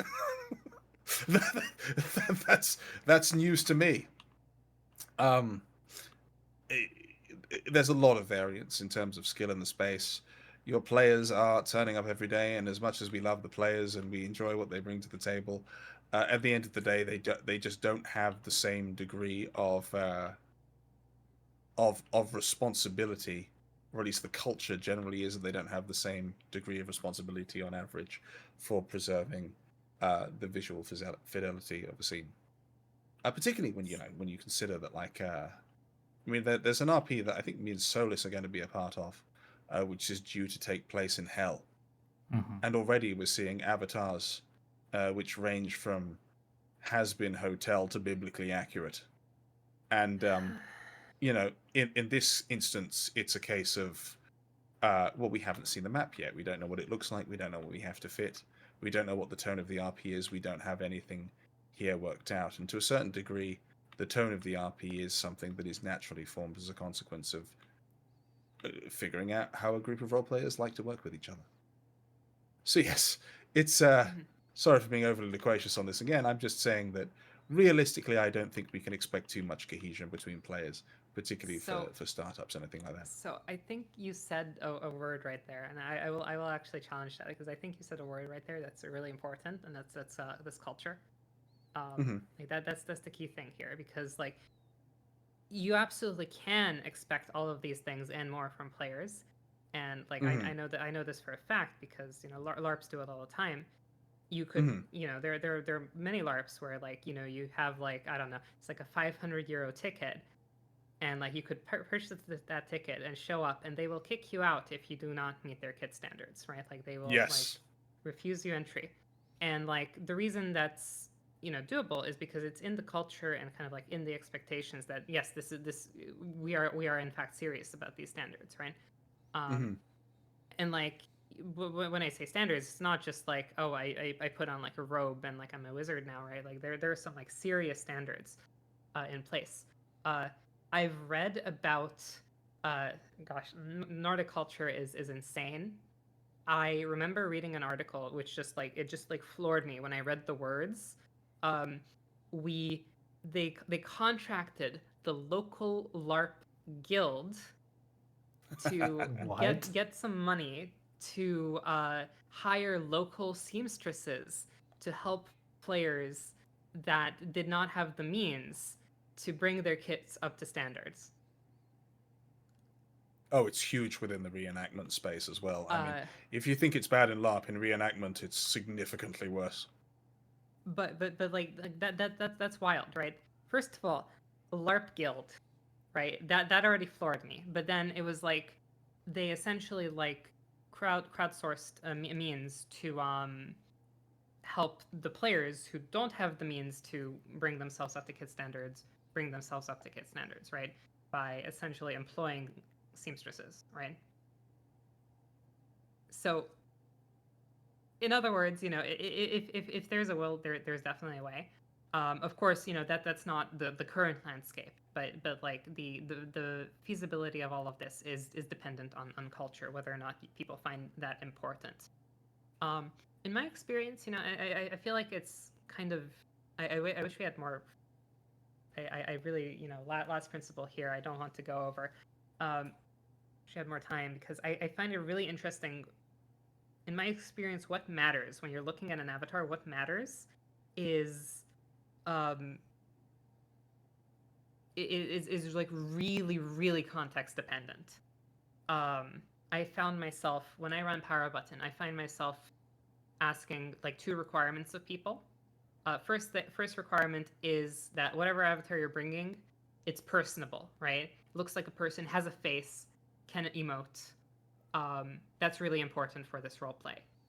That you can relate to the avatar as a person. Second thing that I ask people is to just like not have any like super distracting features, right? Like no overly humongous like tails or like wings that are like flopping around and would like distract from the face-to-face conversation, Ah, right? yes, the old Um, fluorescent tattoos. yeah. Mm. I really can't get into character unless I am basically a walking IMAX theater. Yeah. but like for that role play, right? Like I have not found it important, for example, to like police people's like shading style, right? In other contexts, I think like what is important is like completely flipped on its head, right? So that's what I think. It's like that's what I meant when like I definitely feel like there's definitely some like psychological effect of like standardizing all that things. I don't think you need to police it like super hard, especially like I know you probably disagree with me, Solus. I'm like I put like shading style like towards the bottom of like the visual cohesion. Like I feel like Mm. that can in the bottom in the sense where I feel like the number of times where the shading style is important, or like the number of different role plays where the shading style is going to be like this is the important thing to control. I feel like that's going to be really low. Whereas like other things such as like like outfit design or like um are probably going to be like much more like I personally feel like those are much more important to like drawing me in. Now I wish I feel like that's like a really big concept though. Um Mm-hmm. but yeah, I mean culture is definitely the important part, and I think like it is definitely just like a matter of like being clear and serious that like yes, this is a requirement to participate in this role play, and yeah, that's what I think is the To what extent do you think investment is a part of that? Because I mean, what you bring up there is a very important point about the 500 quid to a player's alarm, plus bed and board, plus time off work, plus the flights, plus everything else, right? Like people are spending an incredible amount of money to go to these things. I mean, there's some events in the south of Germany I would love to attend, but good lord, I mean, like it would be a a significant, budgeting plan to make such a thing happen. Meanwhile, in the VRRP space, you have a mix between people who spent 200 quid on a second-hand Quest 2 and ripped something off the off a public world somewhere, to people who've invested um, thousands upon thousands in getting the right graphics card, the right trackers, the right extra batteries, the right headset, the right processor, set up music. Um, spent thousands of pounds on a custom tailored avatar made perfectly from scratch, which was based on a concept that they hired from someone else. I mean, obviously, I'm aware that in LARP, like the amount of money that people spend, it varies massively, but their entrance criteria is massively different. And I think a big part of that is the fact that it's in a video game, and people are very used to getting things for free in a video game. Um, it, it, unfortunately I it, would say if yes. if anything's going to like sync VR chat, it's going to be that, unfortunately. Oh, absolutely, 100%. And I mean, like, and also we exist in a space whereby the idea of spending money on anything, or even spending money on these projects, is in some circles, in my view, completely ridiculously, um, seen incredibly poorly. I mean, like, I'm building an RP of my own. I started launching casting. It's called Trash RP. I've spent about 2 grand on it so far. Um, and the idea that, to some people, the idea that I shouldn't just be able to turn up in a model I found in a public lobby, and be there for half the session and not really have a decent character sheet. The idea that I would say, actually, no, I think I'm super interested in having you around, is a cardinal sin. Oh my god. So it's uh, it's I mean, the culture of that just doesn't exist. Oh, hold on, we Um, forgot Solus. Uh, what?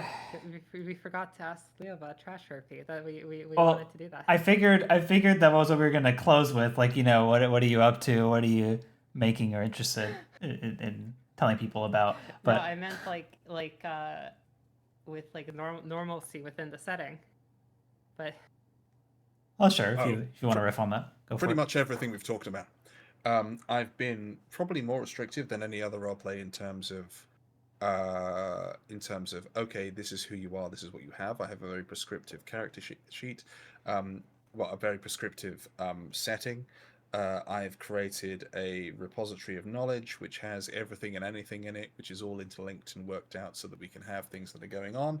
I've been very clear, both in terms of trailers and at every point of communication, about the nature of this project, the severity, um, and what we have going on, and I've been very limited in regards to the factions that are available and to be a part of. At the very least, so that I'm able to support people, they are all, at least on the face of it, involved with at least one faction and not just areas in the world. They have defined jobs, and the jobs and expectations of them are there. I've also been clear on the nature of player agency. I have been clear on the fact that this is a setting with um, you have agency the same way that you have agency nowadays, and the way that you have agency in your day-to-day life is that you can't do everything. You have a job, and there is serious repercussions for not being part of that job. And in this setting, losing your job is the same as failure.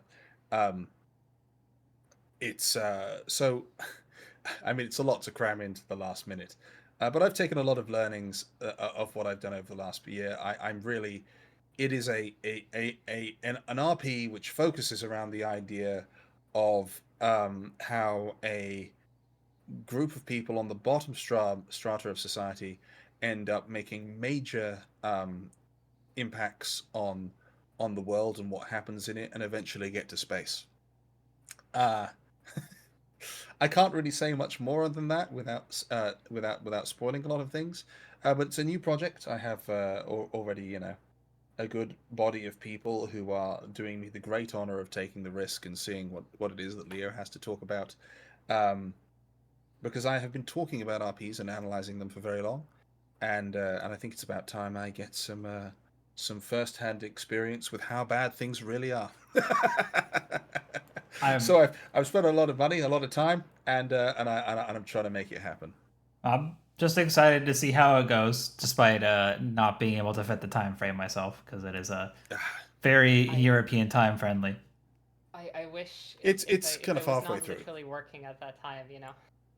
Yeah, it is what it Yes, is. part of what I think is necessary in order to grow the space um, is that we get more cultures involved. Hmm. The current way things are set up is that it is very Australia slash US friendly Hmm. most of the time. Uh, that doesn't give a great deal of impressions from people, different cultures, different languages.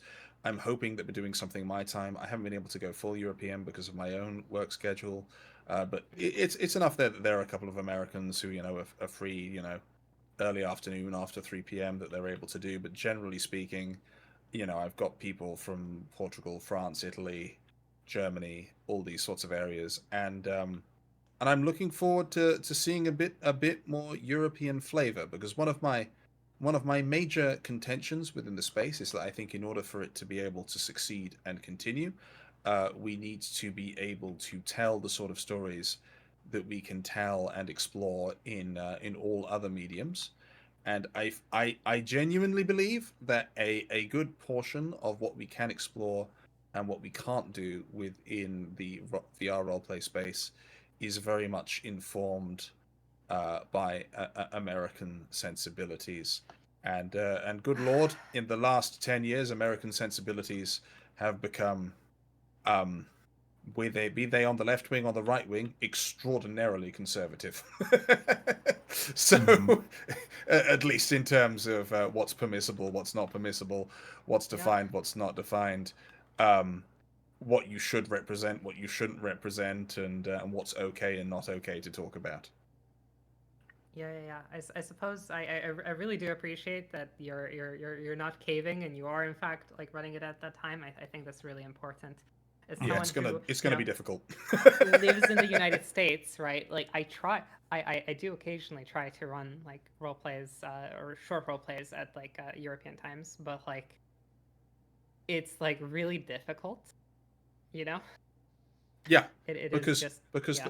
the culture just isn't there because they've just been necessarily excluded from settings. No, no, not even so much the culture. It's Or the time people, zone. sorry, I should say. Time, Just because of the time zone, yeah. yeah, like I mean, I would right. Like I've been sort of like eating up the Nordic LARP stuff. Been in like contact with people from over that space, and like man, I would love to run more role plays that are like at a time that are good for or better for people who live in Europe. But like I have a job. Uh, Yeah, no, I get it. that's basically. As a 6 a.m. RP finish, I'm not going to say enjoyer, but sufferer. Oh God.